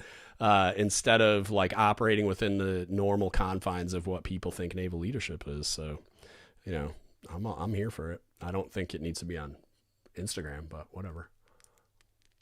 I disagree. Why wouldn't you put it on the internet? Let everybody know, like, hey, it's possible. Look, yeah. It's like that other freaking post in that Ask the Chief. Like, all these people were pissed at this chief for saying something. And it's like, this is relevant to so many more people. Same thing. That, like, but it's the whole point of the fucking Facebook group. So, like, how are you going to come too. Why are you talking about this in front of junior sailors? Because that's literally why the group was created, you fucking idiot. Yeah. Like, that was the mission statement of that group until it degenerated into a dumpster fire that it is. What it is, yeah. God. I remember you, and I want to say Jason Thompson, talking about, like, how social media has made things worse and, like, in the distrust of the Chiefs mess. And is it really as bad as it is, or are people just blasting it on the internet? Yeah. And I think it is as bad as it is, but you used to think, before the internet, you used to think like, oh, it's just this guy. Like, this guy's an asshole. I'll be fine when I leave or when he leaves. And now you're like, wait a minute, it's not just me. It's not just this command. It's not just this community. Like, it's fucking everywhere. And it's not that we're like perpetuating a false narrative. I think it's very, very real, but it just opens that transparency. Yeah. And the same thing goes with positivity. Like, you can utilize social media and leverage it to show good possibilities of like, hey, look, we could do this, and we're missing out on that opportunity. Yeah, you're not wrong. And I don't think there's a problem with putting stuff on social media. It was more like when I talked to Captain Aloda, I asked him why, because I was talking to another post-tour CO about like, if you were like, because he was universally recognized as a really great submarine CO, and I asked him, I'm like, why do you think he's doing that part? Like, why do you think he created a social media account? Because I was just having a hard time getting there in my mind. Like, why would I need to do that or want to do that? Because that's where hang on, calm down, lady. I'm not done. Don't interrupt. It's rude. So, like, I asked him, because I asked that CO, not Aloda, the other guy, and he was having a hard time getting there too. He was like, I don't know, maybe there's a really good reason, but like, I can't think of why I would do it. I don't know why it's necessary, and it makes me scratch my head, but he does seem like a really good dude. So I have a hard time thinking it's just for ego. Like, maybe there's a component of that, and so I was sitting there and I'm like, all right, like, I guess I'll find out. And so I finally got him on the podcast, and his answer was, he wanted to reach and interact with sailors so bad, and it was COVID. Like, so he couldn't just do it on the ship, and so they came up with that as like a substitute before he had this enormous following, and so he was just doing it so that the crew could interact, so he could interact with his sailors and communicate to them and try to make it like suck less because COVID. And then it just turned into what it turned into, and then he kept doing it because people liked it so much, and I was like, oh, that's a pretty good reason. Like, that's a pretty good answer. And so yeah, I don't think it's bad. And I think, like you were just saying, like I think this just became a megaphone for people that don't have a voice in the traditional hierarchy of the military. So it's not that one person that I identified as not being a great leader was an anomaly. It's that I didn't have visibility on how like leadership and competence was affecting juniors until social media. In the internet really at large, because I don't really consider Reddit social media and like Discord and stuff like that. It's like just another mechanism to communicate using the internet. But yeah, I think it's just become a megaphone for those people that don't really have voices within the confines of like the Navy. exact same reason that I got on TikTok is because even in the Facebook groups, like no one, people see like, oh, you're a first class, and immediately shut me down. They come for your head, even like, oh yeah, even if you're a chief and you're saying something. But the people care, like the sailors care, and it's like we have to leverage it, and like it's definitely not about ego. I'll tell you that because people don't fucking like what I have to say, but it matters to those other sailors to be like, you know what, someone. Apparently, I never did get an answer. I tried to go back to it. There was 800 comments, and I was like, "Yep, I'm not reading through those." I'm so curious. They'll tag me if it's important. Yeah, I don't know. I'm guessing. Were you in the? I'm guessing it's bad. Was it the main? Was it like the main Admiral's Mess server thing? Or? Yes. Okay. Yeah. I'll find it. I'm curious. I don't know. It was at like 6:05 p.m. If that helps. Yeah, I never did get a. I'll just ask him. They're really interactive and they're really down to talk. So it's like I would imagine the person that said it was infamous was a CT that like knows of it because they're in your community, but I could be wrong. Maybe I don't know, but it felt weird. And then someone said, I thought he was blah blah blah, and I said she with a star, and someone was like, interesting, and I was like, why? You clearly didn't listen to it. Jesus, said, it is right. And I was like, why is it interesting? Or what do you mean? And they said, I mean, it's interesting. And I was like, okay, I feel uncomfortable. I'm just going to go now. I don't know how to interact with you people. I wish it was infamous. You'd have, like, you'd be viral. Like, it'd be good. Like, I don't know. Go Navy I got a couple viral. thousand, I don't know, 5,000 something on that last TikTok. And nice. It was interesting. But again, not necessarily positive. So. Fuck them if they can't take a joke. You can tell them I said exactly that, right. Shit, I'll say. All right, I'm gonna chuck deuces. You guys can feel free to hang out and continue discussing all the things, but I gotta go be a husband and stuff. Good timing.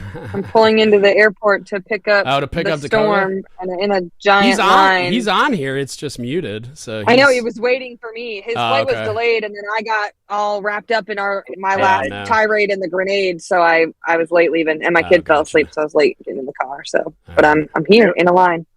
I don't think you want to hear all this shit that's going on down here. It's wild. Down where?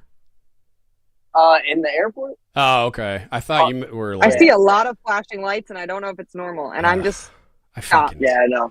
Air travel. For my own life. Air travel's my idea of hell, so I sympathize. Like especially in Baltimore. This sounds awful. I hate it so much. Oh, Seattle's a I would rather fucking drive anyway. Shit show. Don't ever come to Seattle. It's their airport is so bad. It's like I've been all over the world. It's the worst. I fucking hate it. Like the pickup terminal shits where you drive up and grab people. Like it's like going across the George Washington Bridge. Like fucking blow. Like that's how this looks right now. Yeah, no thanks. I park my car and pay like hundreds of dollars for parking fees just so I don't have to do that. And I'm the one getting picked up, so I'm like, fuck. I can only I hate it. I hate it. Yeah. But, Dakota, while you're listening to me, get on the other side and go into the median because I'm not going over there. Just FYI. Yeah, for real. Walk to the cell phone lot, damn it. All right, y'all. I'm out. Have fun. Talk amongst yourselves and stuff. Bye. Bye.